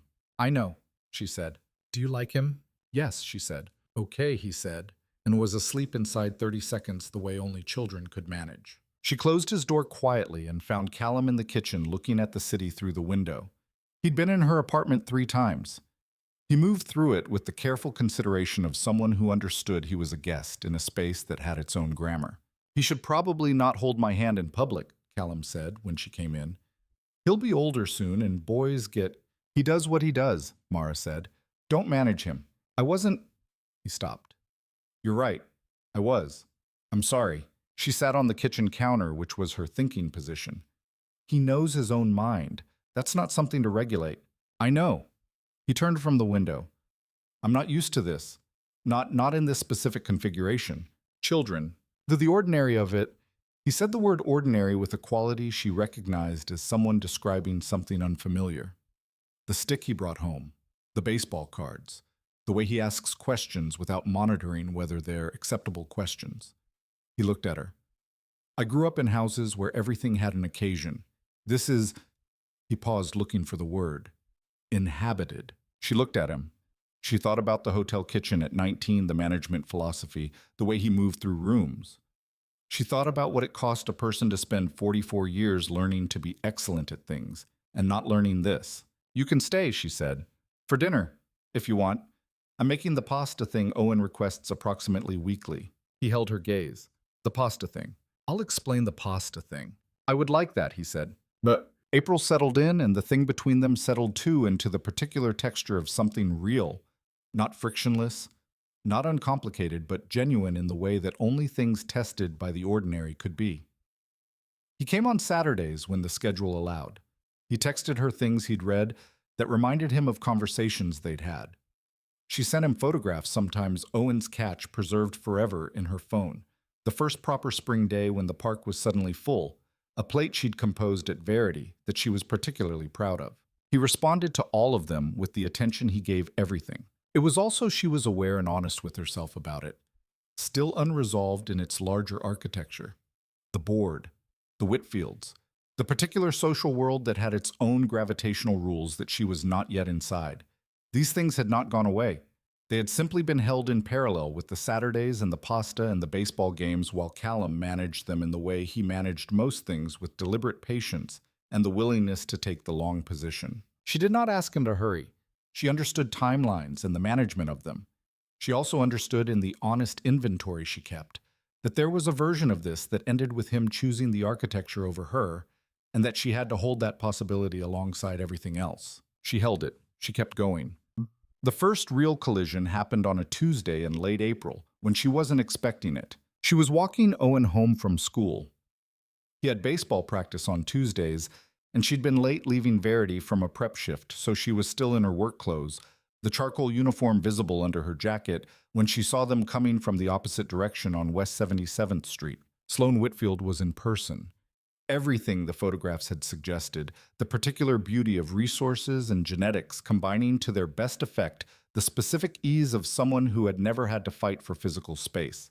She was walking with another woman, both of them, in the moderate casualness of people who could afford to be casually moderate, and she was looking at her phone. She looked up when she was 20 feet away. Her eyes went to Mara with the instant recognition of someone who had also done her reading. She stopped. The woman with her made a small adjustment. Mara Quinn, Sloane said. Not hostile. Assessing. Mara felt Owen's hand tighten slightly in hers. He was 8 and he tracked social weather with precision. Sloane Whitfield, Mara said. Owen looked up at Sloane with his habitual forensic calm. Do you know my mom? He asked. We have a mutual acquaintance, Sloane said, and she looked at Owen with an expression that was complicated, not unkind, but not comfortable either. You must be Owen. Owen looked at her steadily. Yes, he said, a silence of perhaps 5 seconds. In 5 seconds, quite a lot could happen, Mara had learned. He has your eyes, Sloane said to Mara quietly, and the words had more in them than their surface. He does, Mara said evenly. Sloane looked at her for a moment longer, the same forensic quality that Harriet had, but differently arranged from a different kind of urgency. Then she said, He talks about you, Callum. He talks about both of you. She paused. I'm not going to pretend I find that entirely comfortable. I'm not asking you to, Mara said. No, Sloane agreed. You don't seem like someone who asks for much. Another pause. Our families go back 20 years. Callum and I have known each other since we were 14. I want you to know that because I think you should know what you're actually in the middle of. I'm not in the middle of anything, Mara said with the particular quietness that meant I'm the center of it, not the middle of it. I'm exactly where I chose to be. Sloane studied her. Something moved across her face, not defeat, not exactly, but the rearrangement of someone encountering a situation that was more complicated than anticipated. I know, she said finally, and it sounded not like concession, like acknowledgement. She walked on, the other woman followed. Owen watched them go. Then he looked up at Mara. Was that about the man with the neutron stars? He asked. Mara looked down at him. Yes, she said. He thought about this. Is it going to be a problem? She squeezed his hand. Probably, she said. For a while, Bud. He absorbed this with the equanimity of someone who had been told the truth by a person he trusted. Okay, he said, and kept walking, and after a moment, can we get the soup dumplings? Yes, she said, we can get the soup dumplings. They turned south and Mara let the encounter settle in her, the way you let things settle when they needed to be processed before you responded to them. Sloane Whitfield was not a villain. That would have been easier. She was a person in a situation she also hadn't fully chosen, connected by history, to a man who was with increasing clarity, choosing differently than that history had assumed. That was going to cost someone something. The only question was who and how much and how it would be paid. She thought about Callum's face on the R train, the tunnel lights between them. The expression she'd recognized as belonging to a man who was also afraid. She thought about going anyway. She bought the soup dumplings. She sat across from Owen and watched him perform his careful dumpling ritual. The evaluation, the deliberate lifting the specific angle of consumption that he maintained with absolute consistency, and she felt the ordinary, full inhabited weight of the life they'd made. She had earned the right to want more of it. She was going to act like it. She told Callum about the encounter that evening. She texted him, I ran into Sloane today. With Owen. She was not unkind. His response came quickly. Where? 77th Street, walking home from school. A longer pause than usual. Then, was Owen all right? She appreciated that his first follow-up was about her son. She wrote, he asked if it was going to be a problem. I told him probably for a while. That was honest. I need to tell you something, he wrote. Not by text. Can I call? She was sitting at the kitchen table with the lease renewal papers in front of her.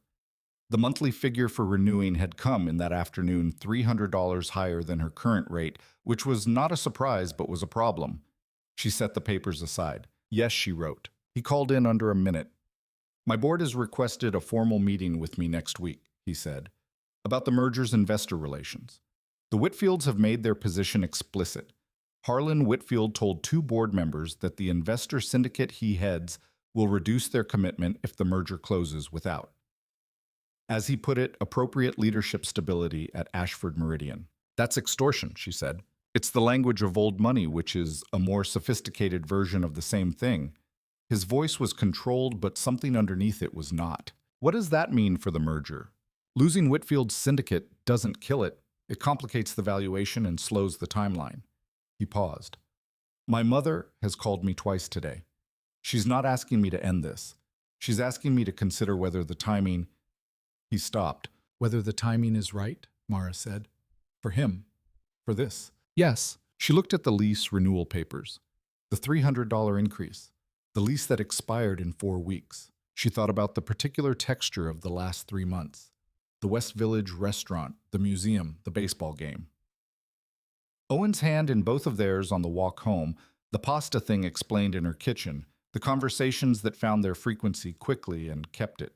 She thought about Harriet Ashford introducing her in advance favorably in a room full of people who knew how to assess someone. She thought about going anyway. "Callum," she said, "I'm going to ask you something directly, and I need a direct answer." "Yes?" Is the version of this where you choose the merger and they win something you are actually considering.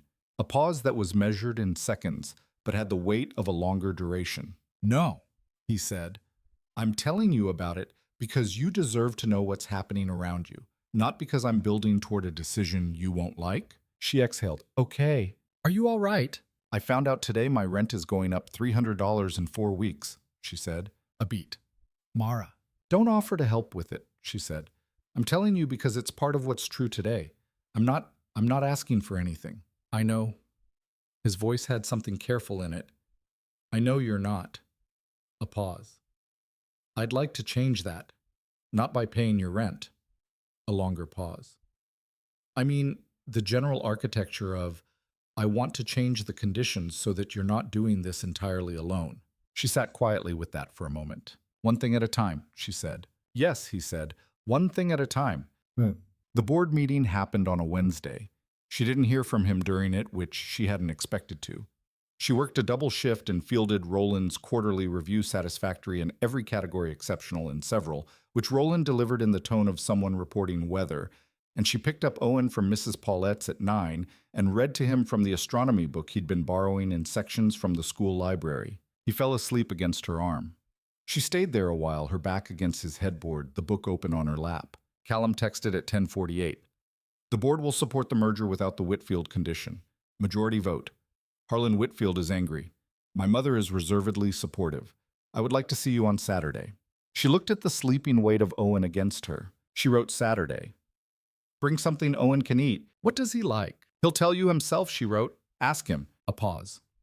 Then, "All right, good night." "Good night." She put the phone down and looked at the astronomy book and thought about axial tilt and the particular specificity of angles and what determined over time the direction of a thing. She thought she was beginning to know the direction of this one.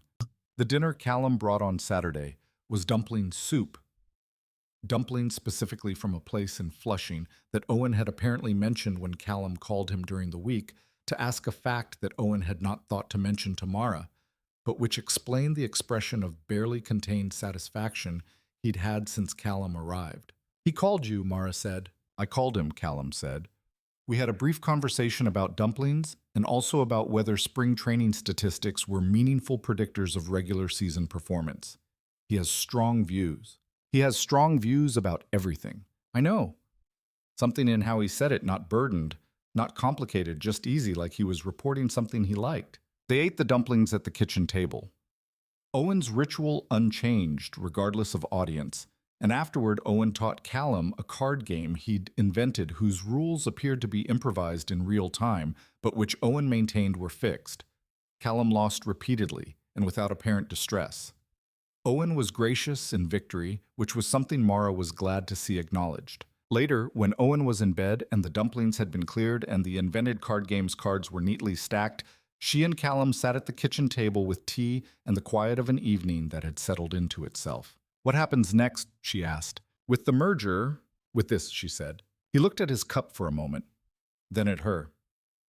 "I'd like you to meet me somewhere that's not my world or yours," he said. "I'd like to just be somewhere neither of us owns the room." "Where?" he thought. "I don't know yet. I'll think of something." "You'll think of something," she repeated. "I'll think of something good," he amended. She looked at him across her kitchen table. The man who had walked into Verity 8 weeks ago with the quality of someone who quieted rooms and who had been in the months since systematically and quietly present in a way she hadn't expected and couldn't dismiss and didn't want to, and she felt with complete clarity that she was in love with him. She didn't say it. The conditions weren't settled yet. The board was stabilized and the Whitfields were angry and Harriet was reservedly supportive, and the lease renewal was still on the kitchen table to her left, 4 weeks out, and $300 heavier. But she knew. And knowing was its own kind of step. Okay, she said, think of something good. He smiled, the real one, the one that moved everything, and she held it for a moment before looking away because some things needed to be looked at sideways before you were ready to hold them steady. Outside, the April night was warm enough that the window was cracked open and the city came through it in its ordinary sounds. And the kitchen was full of ordinary light. And somewhere down the hall, Owen was sleeping with his baseball card on the nightstand and his stick propped against the wall. And Mara Quinn was 40 miles from the neighborhood she'd grown up in, and 17 years from the scholarship she'd left, and 3 months into something that she was beginning to believe going to matter for a very long time. She held her teacup. She stayed at the table. She let herself have it. The following week brought the kind of pressure that arrived in clusters. It was Mara's experience that difficult things rarely came. One at a time, they gathered the way weather gathered and then delivered themselves collectively. On Monday, Derek Quinn appeared. She hadn't heard from him in 4 years. He had left. She had made him leave when Owen was 5 weeks old, and he had done so with the quiet, self-exculpating logic of a man who had decided that his limitations were facts of nature rather than failures of character. He had paid child support intermittently through a lawyer in amounts that suggested good intentions and inconsistent follow-through. He had not sent birthday cards. He had not appeared. She found his email in her inbox on Monday morning after the school drop-off and before her prep shift. The subject line read, Owen. I'd like to reconnect. She read it once. She closed it. She read it again. The email explained that Derek had spent the past 2 years in Portland working in tech, that he had done a great deal of thinking, that he understood he had failed Owen and her, that he would like the opportunity to make amends, that he was now in a position to be present and provide stability, and that he hoped she would be willing to facilitate a relationship between him and Owen. The language was careful, the language of someone who had consulted a lawyer or at minimum read extensively about how to frame a reentry request in the most difficult-to-refuse terms. She forwarded the email to her phone, put it in her bag, and went to work. She was good at compartmentalizing. She had been building that skill since Owen was born, the ability to place something in a holding space and function at full capacity while it waited there. She did this now. She took the prep shift and the evening service, and she did not think about Derek Quinn until she was on the subway home, and then she thought about almost nothing else. The thing about Derek was that he had no legal standing. She had checked this carefully years ago because she was a person who prepared for possibilities. He had no custody agreement. She had sole legal and physical custody established by default through his absence and formalized by a family court filing she'd made when Owen was 2 on the advice of a legal aid attorney she'd seen at a community clinic. She had documentation, she had years, but Owen was now 9. He was becoming more conscious of the configuration of his world, of the specific and named absence at its center. He had not asked about his father directly. He tended to work around difficult subjects, rather than through them gathering information from the perimeter. But Mara had felt the question building in him for the past year like weather. She had to tell Callum, not because he was responsible for this, not because it was his problem to solve, but because things that affected Owen affected the center of her life. And Callum was she had decided in her kitchen on Saturday evening inside that center now. He had been invited.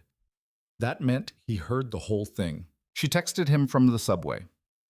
There's something I need to tell you. Not urgent, but it matters. Can we talk tomorrow? Yes. Morning or evening? Evening, she wrote. After Owen's in bed. All right, he wrote. I'll be there. The train went underground and she sat with the particular stillness of someone managing a significant quantity of things simultaneously, and she thought, I've done harder things than this. She had. She had done much harder things than this. She had done them without anyone beside her. Now she had someone beside her. She wasn't sure yet whether that made it easier or whether it simply meant there was more to protect. Perhaps both. Perhaps that was the thing nobody told you about, that the more your life contained, the more there was to be afraid of losing, and the more it mattered not to be afraid. She got off at her stop.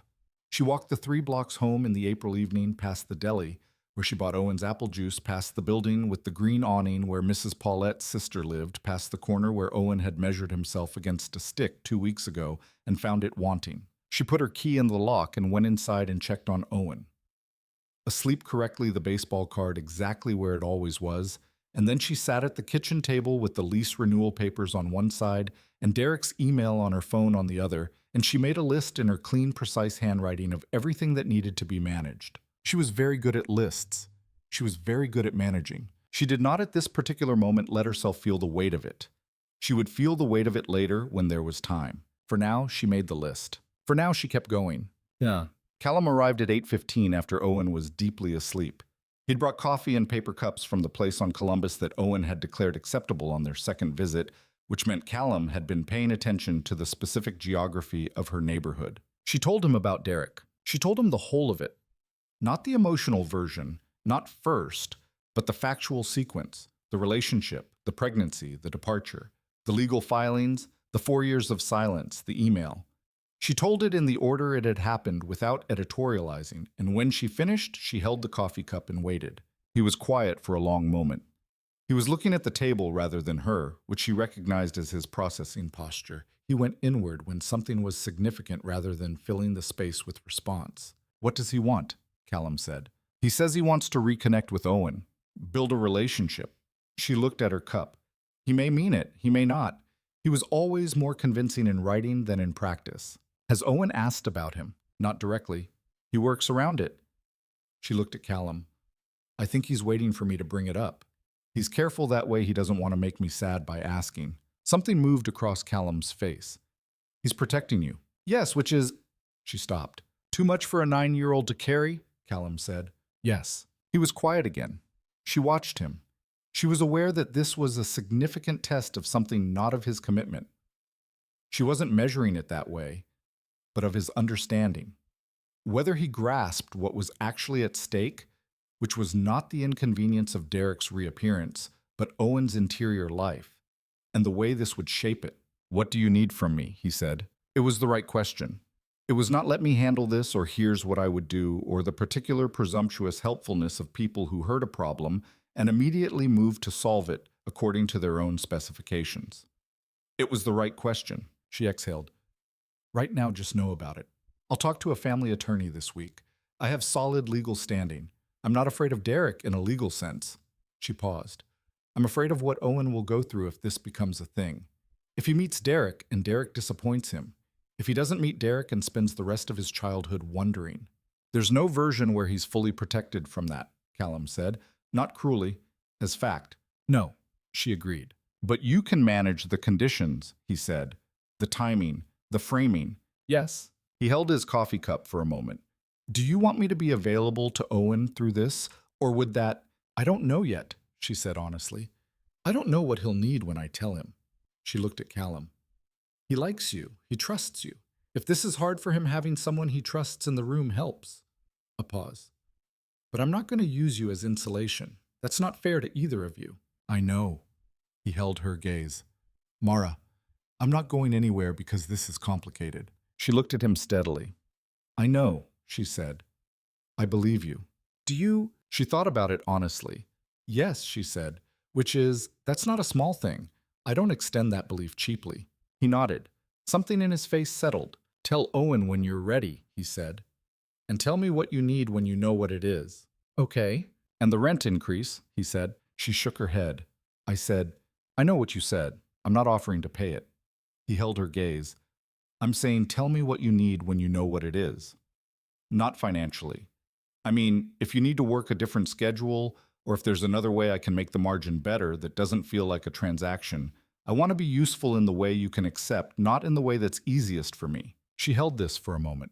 It was, she thought, one of the better things anyone had said to her. Okay, she said. Okay, he said, and picked up his coffee. They sat at the table in the kitchen and finished their coffees in the warm, quiet apartment, with the city outside doing its late-night things, and Mara felt the full weight of what she was carrying, and for the first time in a long time felt it as something shared rather than solitary. She did not yet say what she'd recognized in herself on Saturday. The conditions were not yet settled. There was still too much in motion. But she was beginning to understand that waiting for conditions to settle was its own kind of error. That some things had to be said before the architecture was complete, or they would remain unsaid in a space that had been ready for them. Not tonight. Soon. She told Owen about Derek on a Thursday evening 2 weeks after the email. She'd spent those 2 weeks talking to a family attorney, a woman named Patricia Dove, who had been referred by the legal aid clinic, and who moved through the details of custody law with the brisk authority of someone who had seen every variation of this situation and found none of them surprising.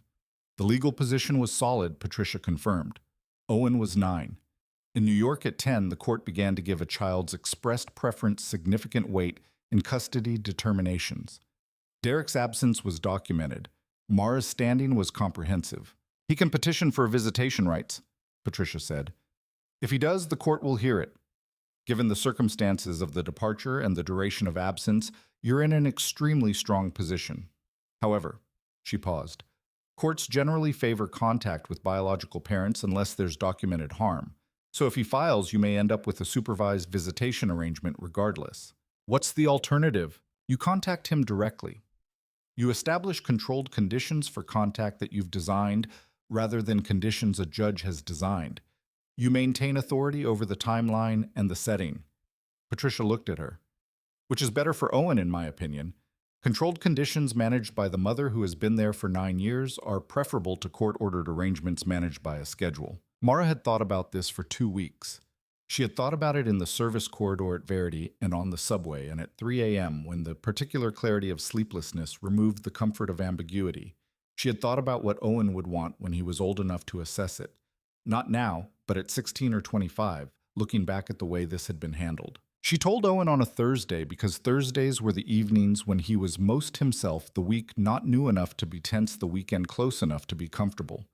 She told him after dinner at the kitchen table with the dishes cleared and the baseball card in his pocket where he kept it now, and she told him straight. His father had sent an email. He wanted to be in Owen's life. She was going to respond and establish a meeting, a single controlled meeting, and Owen would have the option to participate if he wanted to, and at no point would Owen be required to do anything he didn't want to do. Owen listened without interrupting, which was how he listened to things that mattered. When she finished, he was quiet for a moment. "Why now?" he asked. "I don't know," she said. "I think people change, and sometimes they change too late, and sometimes not too late, and the only way to know which is to find out. What if he's not different?" "Then he's not different," she said, "and you'll know, and we'll go from there." He thought about this.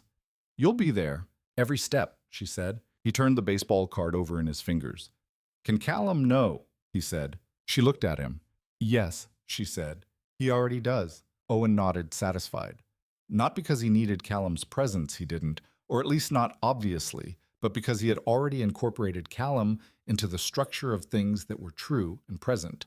And knowing that the people who were true and present were informed was for Owen a form of safety. "Okay," he said. "You can set up the meeting." A pause. "But I want soup dumplings after." "Deal," she said.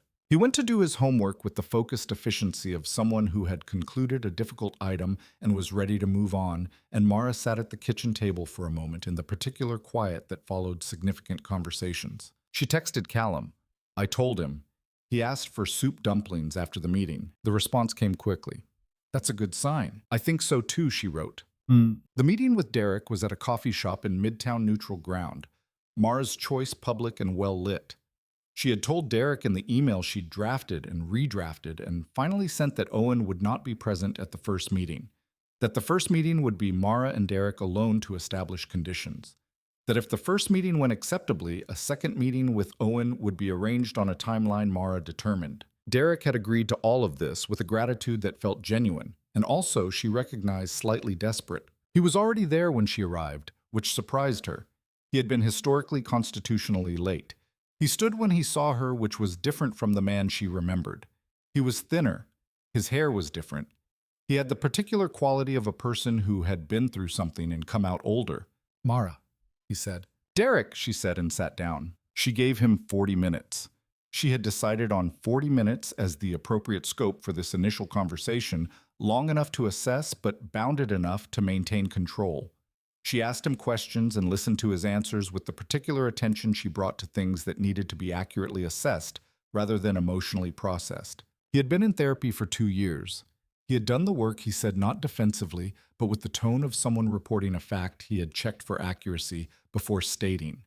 He had made significant errors in his 20s, and he had spent his 30s understanding what they were. He was not asking for forgiveness. He was asking for the opportunity to be someone different than he had been. She listened. She watched his face for the quality of someone performing sincerity versus inhabiting it. She was not certain certainty was not available here, but she thought he was telling the truth. Owen knows you've been in contact, she said.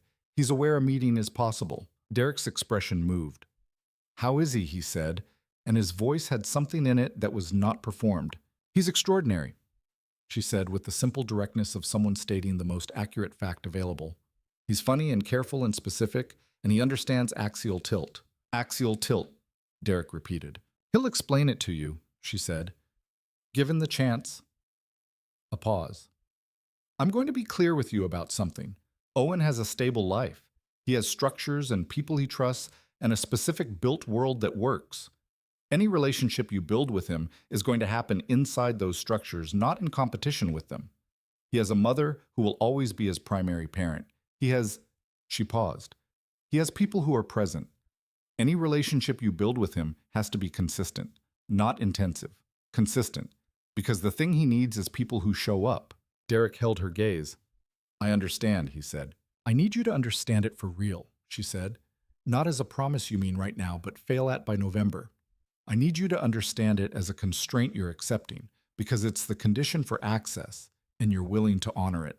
I do, he said. And then, who are the people you said he has people? She looked at him. People who've been here, she said. He understood she could tell. He didn't push. That was something. They finished the coffee. She shook his hand at the door, not warmly, but not coldly, and she walked 3 blocks south on 6th Avenue in the late May afternoon, and she felt the particular complicated texture of having done something difficult correctly. Sup? She told Callum that evening. He listened with the focused attention she knew now, as thoroughly as she knew anything, and when she finished, he said, How do you feel? Careful, she said. I'm hopeful but calibrated. That's the right setting. I think so. She looked at her hands. He asked who the people were, the ones Owen has around him. Callum was quiet. I didn't answer specifically, she said, but I think he understood. A pause. Does he know about me? Not by name. He knows Owen has stable people. He knows I do. She looked at Callum. Should he know by name? Callum held her gaze for a moment. I think, he said slowly, that the most honest answer to that question depends on whether the name means something permanent. The word permanent landed with specific weight. She held it. She looked at him across the kitchen table, the man who came to baseball games and called Owen about soup dumplings, and had voted in the most private chamber of his own decision-making to lose 3 board members rather than lose this. And she let herself arrive at what she'd been approaching for weeks. I'm in love with you, she said. She said it the way she did most difficult things, directly without performance, because anything else would have been a disservice to both of them. He looked at her for a moment that lasted longer than most. I know, he said, and his voice, normally so controlled, had something entirely uncontrolled in it. I know. He set down his cup. I've been in love with you since the Tuesday after the Ashford dinner. I was going to wait for the right moment. There isn't one, she said. There's just this moment. He was out of his chair and around the table before she'd finished processing that he'd moved, and she stood to meet him. And when he put his hands on her face and kissed her, it was with the contained urgency of a man who had been patient for exactly as long as patience was the right strategy. They stood in her kitchen in the ordinary light of a Thursday evening in late May, with Owen asleep down the hall and the city outside doing its ordinary things, and she held him with both hands and felt finally and completely the full weight of what they'd built and what it meant. She should have known that the ground rarely held still once it started to shift. The morning after she was in the Verity service corridor when Roland stopped her with an expression she hadn't seen in 4 years of working for him, genuine discomfort. I need to speak with you, he said. She followed him to his office, which was small and ordered and smelled of the particular cologne he'd worn for as long as she'd known him. The board of Verity's membership committee said, he began, and she knew from the first word that something serious was coming, received a formal complaint from Harlan Whitfield last week. She went very still. Mr. Whitfield is a founding member, Roland said. He submitted a written complaint alleging that a member of our service staff has engaged in conduct that creates a conflict of interest with a current member's business relationships. He looked at her, and she could see that he found this painful. He cited your relationship with Callum Ashford specifically. My personal relationship, she said. Yes. With a member? Yes. Roland set a paper on the desk. The committee is convening next week. They've asked me to place you on administrative leave pending the review. She looked at the paper, the formal language of it, the particular grammar of institutional power, the way it reduced something real and human to terms and conditions. She thought about Harriet Ashford saying, "You'll need to be better than impressive." She thought about Harlan Whitfield watching her from across the dinner table recalibrating. She thought about the 40 minutes with Derek and the careful managed hope she'd constructed around Owen's future. She thought about having things to lose. "Understood," she said. "I'll need my schedule cleared through next Friday." Roland met her eyes. "Mara," he said. And there was something in the way he said it, not just manager to employee, but something older than that. "For what it's worth, I've never had a member of my staff as capable as you." She held his gaze. "I know," she said. "Thank you." She went and collected her things from the staff room and walked out into the morning on 55th Street, and she stood on the sidewalk for a moment in the early sunlight, and she let herself feel the specific quality of this. The ground moving again, the careful structures she'd built subject to pressures she hadn't applied. She called Callum. He picked up immediately. "What's wrong?" she told him. His voice when she finished was very quiet. "Whitfield filed a complaint," he said, "with Verity's membership committee." "Yes?" "Maras." "It's a procedural matter," she said with a steadiness she was producing by will rather than feeling. "I haven't done anything wrong. A committee will review and clear me. And if they don't—" She looked at the street, at the May morning, which was warm and ordinary. "Then I'll find another position," she said. "I'm good at what I do. I'm not fragile." "I know you're not." His voice was controlled and also underneath furious. "This is Whitfield using an institutional mechanism to apply pressure. This is about me. He's targeting you because you're the available vector." "I know," she said. "That doesn't change what I just told you." A pause. "I'm going to address this." "Callum, not in a way that makes it worse for you," he said. "But this doesn't go unaddressed. He used a system to harm someone who has done nothing wrong, and that—" He stopped. "That is not something I will not respond to." She thought about the way he'd said that. The double negative, which in his particular syntax meant something absolute. "Be careful," she said. "I will be," he said. "Are you all right?" She looked up at the May sky, which was the particular clear blue that came after rain. "I'm more than all right," she said. "I am angry, and anger is useful." A pause. "Get your day done. I'll talk to you tonight." She ended the call. She stood on 55th Street in the morning sun, and she thought about 9 years of building and what you built, and why, and what it meant when someone tried to use the structures around you as levers against you. She thought about going anyway. She started walking. She had things to do. What Callum did in his careful and deliberate way was nothing loud. He called the chair of Verity's membership committee, a man named Aldous Fenn, who had been on the committee for 11 years and who had known Callum since the initial application review. He told Aldous Fenn that he was aware of the complaint filed by Harlan Whitfield, that he had full knowledge of the relationship in question, that the relationship had at no point been conducted inside the professional hours or spaces of the club, and that his personal opinion of any decision to take adverse action against a member of staff based on a member's extracurricular complaint was very clearly stated. He told Aldous Fenn this in the particular register of a man who never needed to raise his voice, because the alternative was too clearly implied. He also told Harlan Whitfield in a separate call that any further use of institutional mechanisms to apply pressure to people adjacent to him would result in Callum withdrawing from every board charitable committee and social organization. They shared 14 of them, he had counted, and that this would be public in its nature and specific in its stated reason. He told Mara about this on Thursday evening. She listened. She held his gaze. "You didn't need to do that," she said. "I know," he said. "I wanted to. Whitfield is going to be angrier." "Yes." He was very even about it. "He can be angry. He doesn't get to use you as leverage. Those are two things that can both be true." She thought about what Patricia Dove had said about courts favoring contact when there was no documented harm. She thought about the particular geometry of protection, the way it required you to accept that some things would be hard regardless, and that managing the conditions was not the same as eliminating the difficulty. "Okay," she said. "The committee will clear you," he said. "The complaint has no standing. Verity's Code of Conduct doesn't prohibit staff from having personal relationships with members outside the premises. Whitfield knows this. He was using the procedure to disrupt, not to achieve a legitimate outcome." "I know," she said. "I looked it up." He looked at her. A very small thing moved across his expression, something between admiration and recognition. "Of course you did." "I always look things up," she said. "It's faster than being afraid." They sat with the city outside the window and the particular ease of a Thursday evening that had settled into itself, and Mara held the knowledge of what was still in motion: the committee, the Whitfields' anger, Derek's supervised first meeting with Owen, which was scheduled for the following Saturday, and felt beneath all of it the particular solidity of a foundation that was holding, not without pressure, not without cracks in places, but holding. Owen met Derek on a Saturday morning in early June. Mara had chosen a park in Riverside, the stretch near 103rd Street, where the light came through the old trees at an angle that was generous even to difficult situations, and there were benches and open space, and the river in the distance, and enough room for everyone to breathe. She had told Owen that morning that they were going to meet his father, and he had been quiet for approximately 2 minutes, and then he had asked whether he could bring the Yankees card, and she had said yes. Derek was at the bench she'd specified.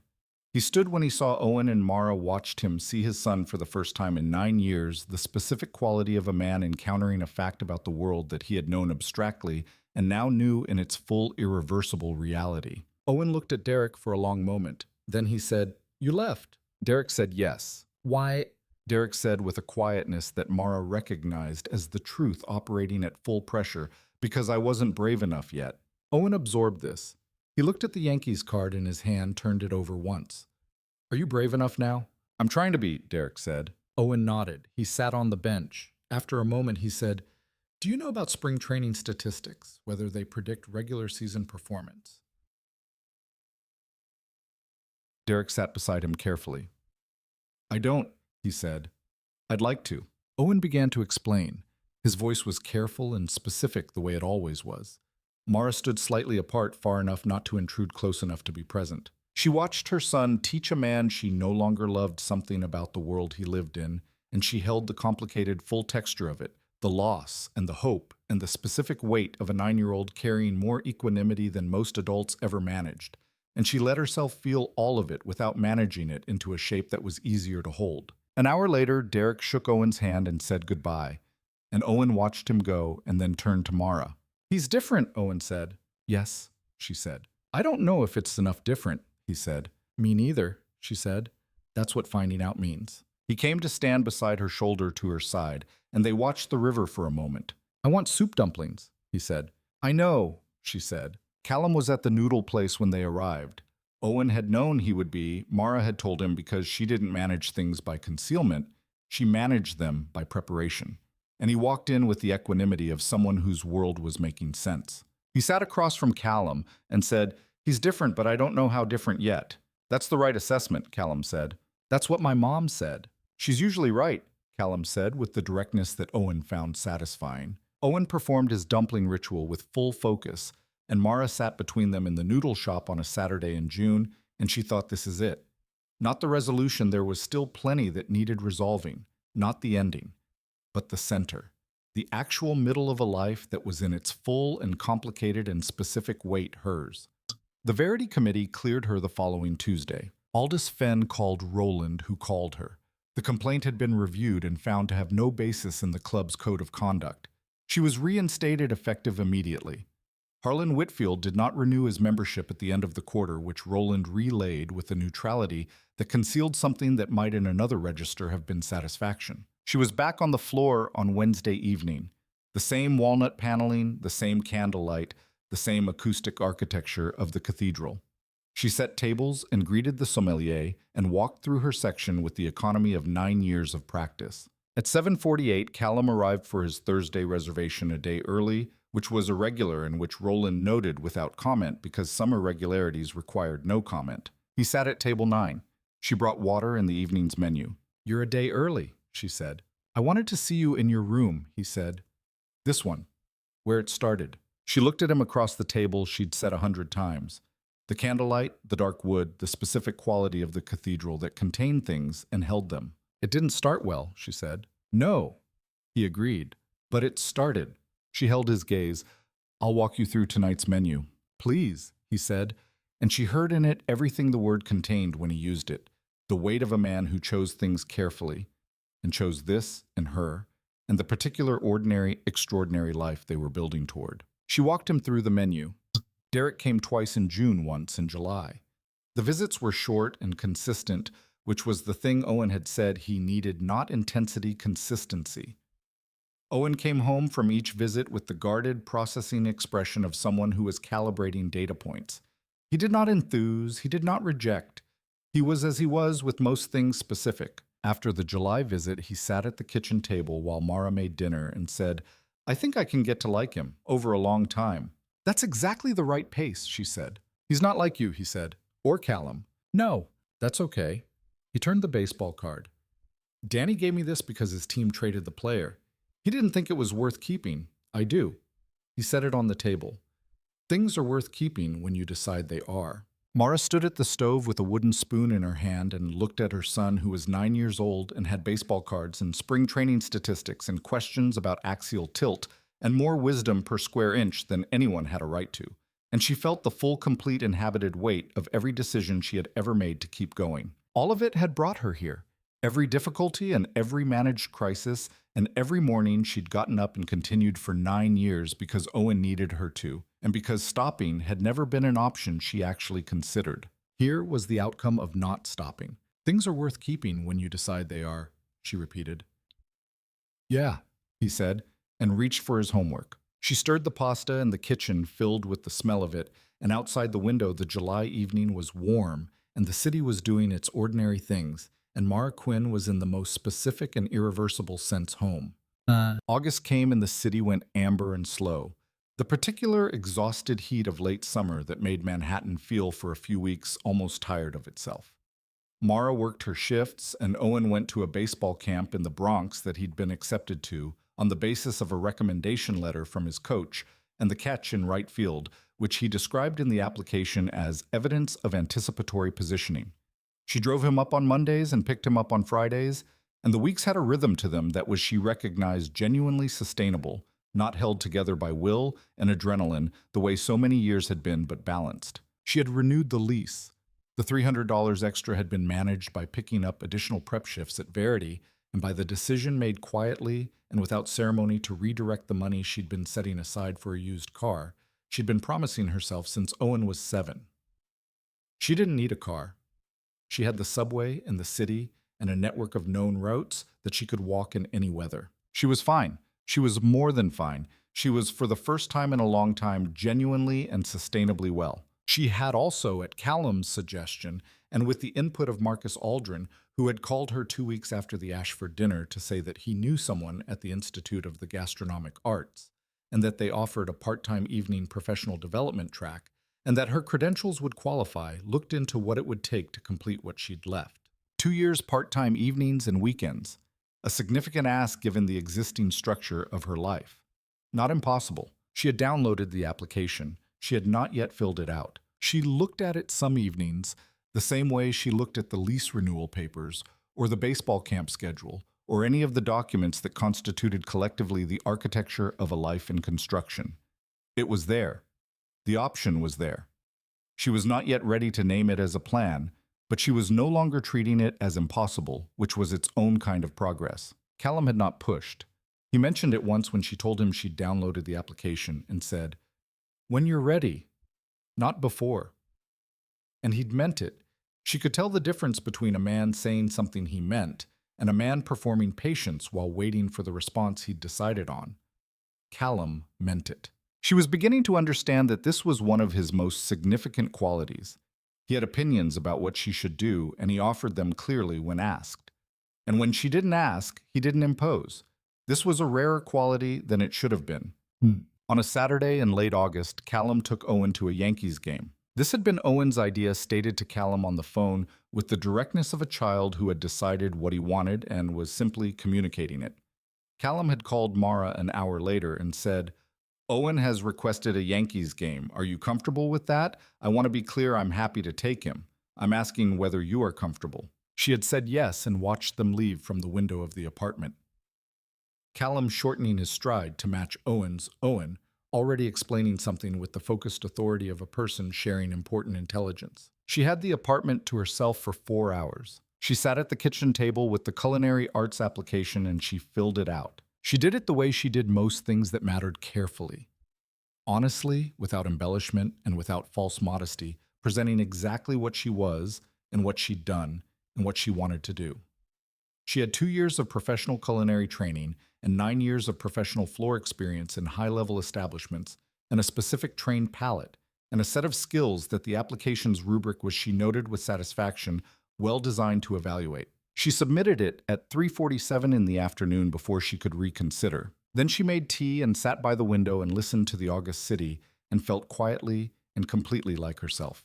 They came home at 6 with Owen talking continuously about the 7th inning and carrying a foam Yankees finger that Callum had evidently bought without apparent irony.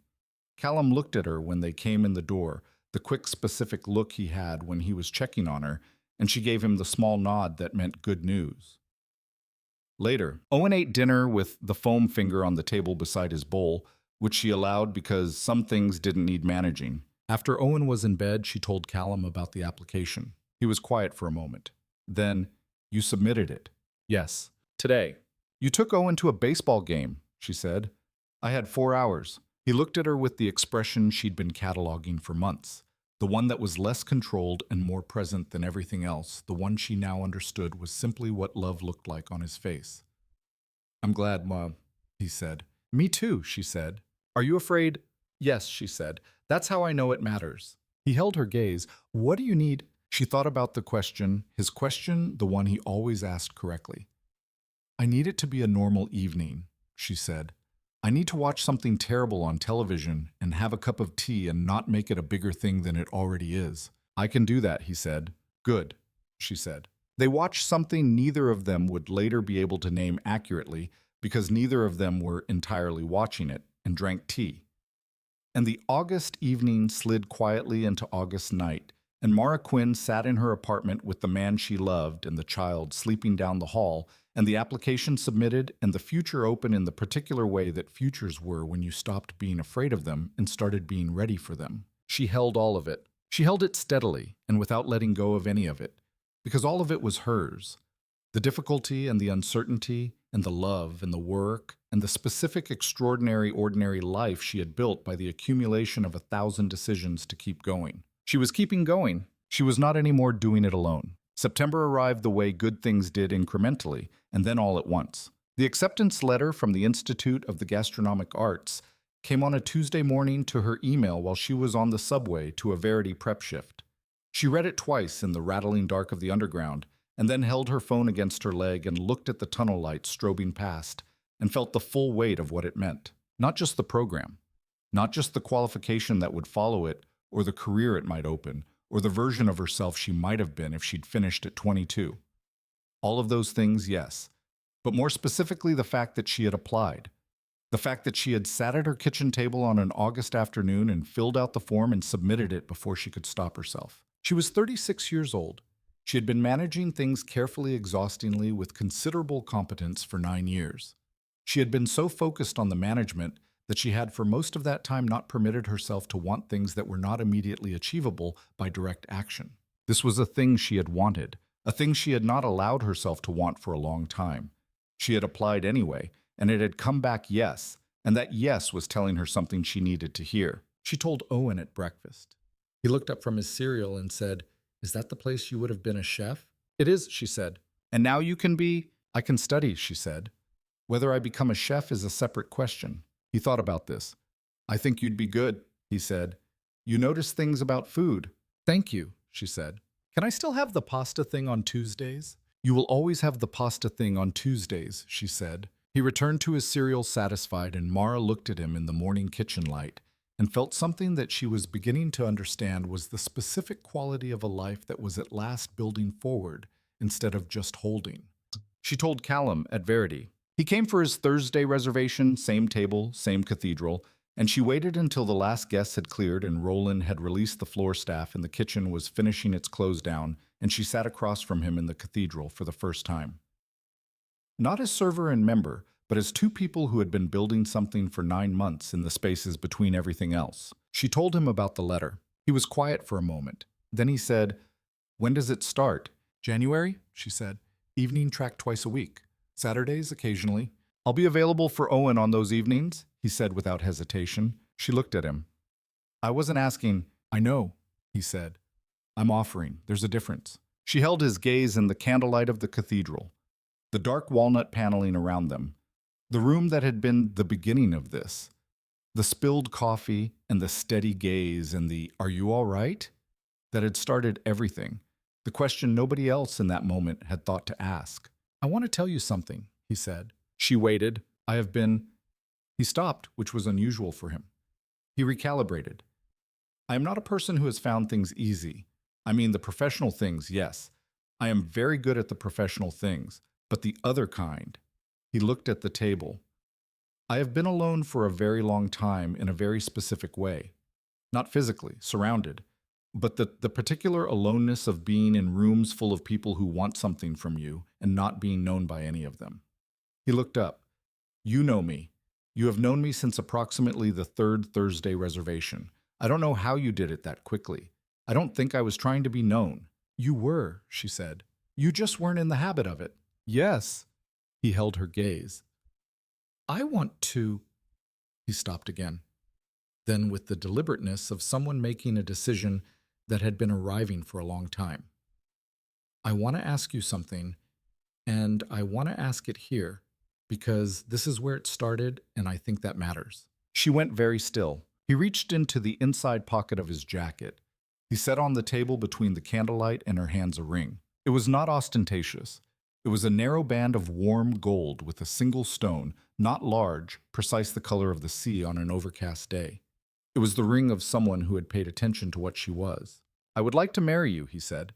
"Not because of a merger or a board or a family arrangement, because you are the most specific person I have ever known, and I want to be in your life for the rest of it." He paused. "I would also like to be in Owen's life for the rest of it, if you'll have me." She looked at the ring. She looked at him. She thought about everything the 9 years, and the management, and the coffee, and the museum, and the soup dumplings, and the R train, and the kitchen in late May, and the baseball card always in someone's pocket. She thought about Owen saying things are worth keeping when you decide they are. "Yes," she said. He put the ring on her finger. She turned at once, feeling the weight of it, specific and present and real. "Owen should have been here for this," she said. "He knows," Callum said. She looked at him. "He knows. I asked him," Callum said. "Last Saturday at the game. I told him what I was going to ask you, and I asked if he was all right with it. You asked my 9-year-old's permission." "I asked his opinion," Callum said. "I told him the decision was yours, and that I just wanted him to know it was coming, so it wasn't a surprise, and so he knew I was thinking about him too." A pause. He said, and I'm quoting, "I think that's the right call." Mara laughed, the full, real laugh that she hadn't let herself feel in the cathedral before, in all the professional evenings she'd spent in this room, and it moved through the quiet space and settled. "That's him," she said. "I know," Callum said. "It's one of my favorite things about him." She was still laughing slightly when she reached across the table and took his hand. The fall was its own season. Mara worked out her remaining months at Verity.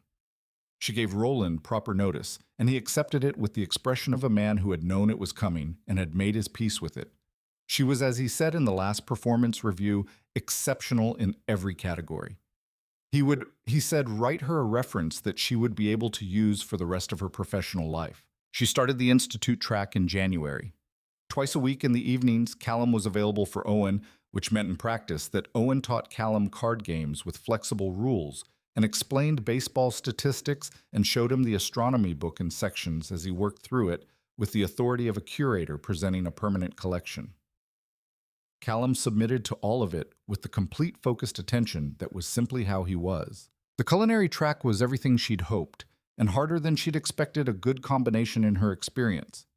She was surrounded by people who were 22 and 24, and who had, in many cases, never done anything but this, and she was 36 and had 9 years of professional floor experience and a specific trained palate and the particular concentration of a person who understood exactly why this mattered. She discovered one of the best students in the program. Not because she was smarter, but because she had context that her classmates didn't yet have. She knew what food was for when it reached the table, which shaped everything about how she thought about making it. The professor who ran the advanced technique course told her in March that she had exceptional instinct and asked if she had considered opening her own place. She told him she was considering it. She went home that evening and told Owen and Callum at the kitchen table, and Owen said, "I knew it," with the satisfaction of a person whose predictions had been confirmed, and Callum said, Tell me about the concept. And she talked for 40 minutes about what she wanted to build. Not a formal restaurant, not a members club, something in between, a place that was warm and intelligent and honest about what it was. And Callum listened with the focused attention he always brought to things that mattered. And at the end said, "That's very good. That's actually very specific and good." "It's just an idea," she said. "Most things start there," he said. They were married in October of the following year at a small ceremony in a garden in the West Village, the neighborhood where they'd had the first real dinner at Marin on the block with the brownstones and the chalkboard menu at the corner. 20 people. Harriet Ashford in the front row wearing deep green silk, looking at her son with an expression that Mara had come to understand was the most complex emotion Harriet permitted herself in public love, in the key of pride. Owen stood beside Callum. He had been asked weeks before whether he wanted to stand with Callum as a witness, and he had considered this for 3 full minutes. She had timed it. She couldn't help herself and then said yes. He thought that was the right call. The ceremony was officiated by a friend of Callum's from the hotel kitchen of 1999, a man named Gerald, who had become a civil officiant and who told the story of 19-year-old Callum learning to take orders from people who outranked him and finding unexpectedly that he was good at listening. Harriet made a small sound that might have been a laugh. When Mara walked down the aisle, which was a path through the garden between chairs in the October afternoon, Owen walked with her. She had asked if he wanted to, and he had said, "That's the right position for me." 9 words with the precision of a person who knew exactly where he stood. She held his hand. She walked toward the man she was going to spend the rest of her life with. 18 months later, the restaurant was on a block in the West Village, 3 streets from Marin, in a space that had been a florist and before that a print shop and had the accumulated warmth of rooms that had been used for good purposes.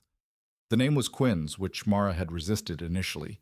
It seemed simple, almost plain, but which Owen had voted for with uncharacteristic firmness, saying, "It should have your name on it. You built it." She had printed it above the door in warm bronze letters. Simple, almost plain.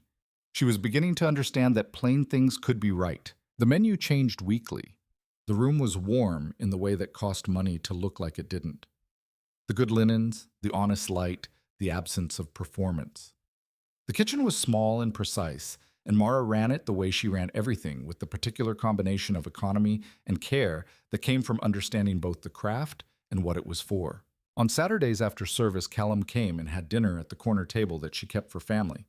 Owen came. Sometimes he was 11 now, and had strong opinions about the dessert menu, which she found annoying and useful in equal measure. The night the Times Review ran half a column modest in length, significant in what it said about the honesty of the cooking and the warmth of the room, she was in the kitchen at 11 p.m., cleaning down when Callum walked in with a copy of the paper and a bottle of wine. He set the paper on the pass and looked at her. She looked at the half column. She looked at her name in the headline. She looked at the kitchen around her, the small, precise space she'd built for exactly the work she'd always known how to do. "Is this the part where I feel it?" she said. "I think so," he said. She let herself feel it. All of it, the 9 years and the management and the scholarship left unfinished at 20, and the 36 years of making things work by will and competence, and the absolute refusal to stop. She felt it completely without editing for as long as it needed. Then she picked up the wine bottle and said, "Do you know how to work a corkscrew?" "I've been practicing," he said. "Show me," she said. He opened the wine. They sat at the pass in the closed kitchen of Quinn's, her restaurant, on a Saturday night, in the city she'd lived in her entire adult life, and they drank the wine. And outside on the block, the West Village did its late-night things, and somewhere uptown, Owen was asleep with his baseball cards in careful order on the nightstand, and his astronomy book at the foot of the bed, and the life that Mara Quinn had built, the whole specific, difficult, inhabited, irreplaceable thing, was exactly what it was and exactly what it was supposed to be. She held her glass. She held it steadily. She did not let go. Harriet Ashford came into Quinn's for dinner on a Thursday in November, the 4th week after the opening. She came alone, which was unusual, and she requested no specific table, which was more unusual. Mara seated her at a table by the window, the best light in the room at that hour, and sent out the evening's amuse-bouche with the message that she'd be out to say hello when the kitchen was in a stable moment. She came out 20 minutes later in her chef's whites, which she hadn't yet entirely got used to wearing in public, and she sat across from Harriet Ashford in the warm light of her own restaurant, and they looked at each other for a moment. "The lamb," Harriet said, "is extraordinary." "Thank you," Mara said. "I don't say that carelessly." Harriet held her wine glass. I've been eating at serious restaurants for 50 years. The lamb is extraordinary. I've been working on it since February, Mara said. It shows. Harriet set the glass down. She looked at the room, the carefully not formal quality of it, the warm and honest light, the tables at which people were having actual conversations rather than performing the act of dining. It looks like you, she said. Mara looked at her. I mean that as the highest possible compliment, Harriet said. Rooms that look like the person who built them are rare. She paused. I owe you an apology. You don't, Mara said. I do, Harriet said with a firmness that permitted no argument. I tried to categorize you before I knew you. I used the categories I had available, which were the categories of my world, and they were insufficient. She looked at Mara directly. You were not insufficiently categorizable. My categories were insufficient. Mara held her gaze. I understand that, she said. I've been categorized incorrectly my whole life. Yes, Harriet said. I suspect that's made you rather good at moving through the wrong rooms. And building the right ones, Mara said. Harriet studied her for a moment. Then something moved across her face, the most genuinely warm expression Mara had seen from her uncalculated, arrived at, rather than constructed. Yes, she said, and building the right ones. They finished the evening with a shared dessert course. Harriet's suggestion, and a conversation that covered without particular agenda the state of Manhattan dining and the specific labor involved in fermentation, and the general question of what made a room feel inhabited rather than designed. Harriet had opinions on all of it, precise and well-sourced. Mara found her stripped of the social architecture of the 7010th Street townhouse, genuinely good company. When Harriet left, she shook Mara's hand at the door. The grip was warm this time. I'll be back in 2 weeks, she said. I'll hold the window table, Mara said. Harriet gave her the small, precise smile of a woman who had arrived at something she hadn't expected. Do that, she said, and went out into the November night. Owen's first restaurant review was written in January when he was 11 and a half in a school assignment about something you admired in your community. His teacher submitted it with his permission to the school newsletter, and it was reprinted also with his permission. He was precise about permissions on the Quinn social media page, where it was read by approximately 3,000 people in the first 24 hours. It read in part, "The restaurant was built by my mother, who learned to cook when she was young, and then had to stop to take care of me and then learned again when I was old enough to be mostly self-sufficient," her words. The food is specific and honest and doesn't try to be more complicated than it is, which my mother says is actually harder than being complicated. The lamb is the best thing on the menu. I say this as someone who has eaten there 11 times. The desserts are also good, but I have told her the chocolate one could use more salt and she is considering it. Mara read it 3 times. She texted him, "The chocolate one does not need more salt." He replied, "I think you're afraid of being wrong." She put her phone down. She looked at the ceiling of her kitchen.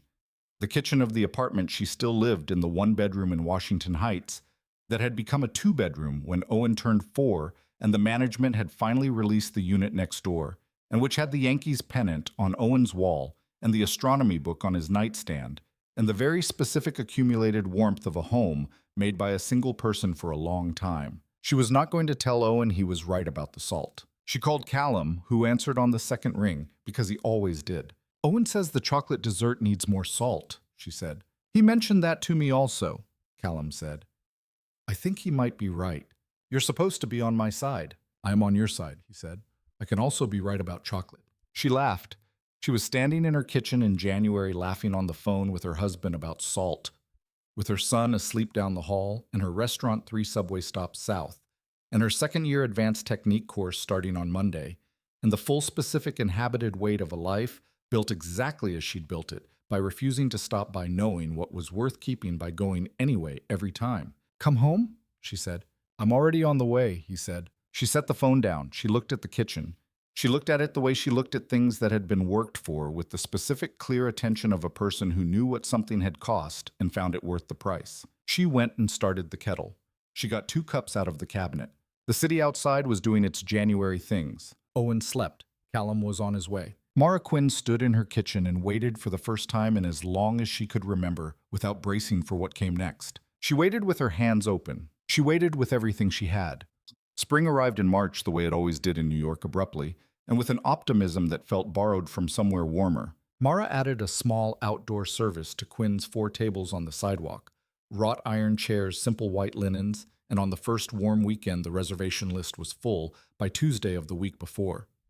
She stood at the pass on Saturday afternoon and watched the room fill, watched the outdoor tables catch the March light, watched the servers she'd hired and trained move through the space with the economy of people who had been taught to do it right. She had 3 people on the floor and 2 in the kitchen. She had a sous chef, a young woman from Guadalajara named Pilar, who had spent 3 years at a 2-star Michelin in Mexico City and who worked with the focused, slightly competitive energy of someone who knew she was excellent and intended to prove it regularly. Mara found this useful. She cooked better when there was someone beside her who was also trying to be excellent. She understood building something. Not just a restaurant, something larger, a way of working a professional space that ran on the same principles she'd always run herself, on economy care, honesty, about what you were and what you were not, and the absolute absence of performance. The Second Times review came in April, a full column this time, with the headline that focused on what the critic called a room without pretension and cooking without apology. She read it in the kitchen at midnight with Pilar and the 2-line cooks, and they opened the wine Callum had sent, which arrived an hour into service with a note that said, "I'll read it first so you don't have to brace." She had loved him for many things. She loved him for that. Owen came to Saturday's service one evening and sat at the corner table and ate his way through the tasting menu with the focused professionalism of a critic who had somewhere in the past year developed actual technical opinions. He ate the chocolate dessert and said, "Still needs more salt." "One person's opinion," Mara said. "One person who's right," he said. She put more salt in it the following week. She did not tell Owen. He didn't need to know he'd been right. She suspected he knew anyway. There was a night in June when the restaurant was closed. She closed on Sundays, and the 3 of them were at the apartment for dinner. The ordinary pasta that Owen had eaten his whole life. And afterward, Owen was doing homework at the table, and Callum was reading, and Mara was standing at the kitchen window looking out at the early summer evening, and she thought, this is the whole of it. Not the reviews, not the culinary program which she'd completed the previous month with the quiet satisfaction of finishing something 17 years in the making. Not the ring on her finger, or the name on the restaurant door, or any of the individual things that could be listed and enumerated and pointed to. The whole of it was this, the ordinary Tuesday night wait of a life that was fully inhabited by people who chose it for reasons that were real. Owen looked up from his homework. "Can I ask you something?" "Yes," she said. "Do you think you would have been a chef if I hadn't happened?" She turned from the window. She looked at him, 11 years old, the baseball card on the table beside his homework, the particular ancient attention in his eyes. She thought about it honestly the way he deserved. "I don't know," she said. "I was good, but I don't know if I would have understood what it was for." He thought about this. What is it for? She looked at the pasta bowls, the kitchen, the man reading in the next room, the city outside the summer evening. "For this," she said, "for having somewhere warm to bring people." Owen nodded with the satisfaction of an answer that made sense. He went back to his homework. Callum from the next room said, "That was a good answer." "Were you listening?" she said. "Always," he said. She turned back to the window in the summer evening and the city, which was full of people building things in the specific, difficult, ordinary way that things got built day by day, decision by decision, with the accumulated weight of every choice to keep going. She had kept going. She was keeping going still. And the life she was keeping was in every measure she cared about exactly right.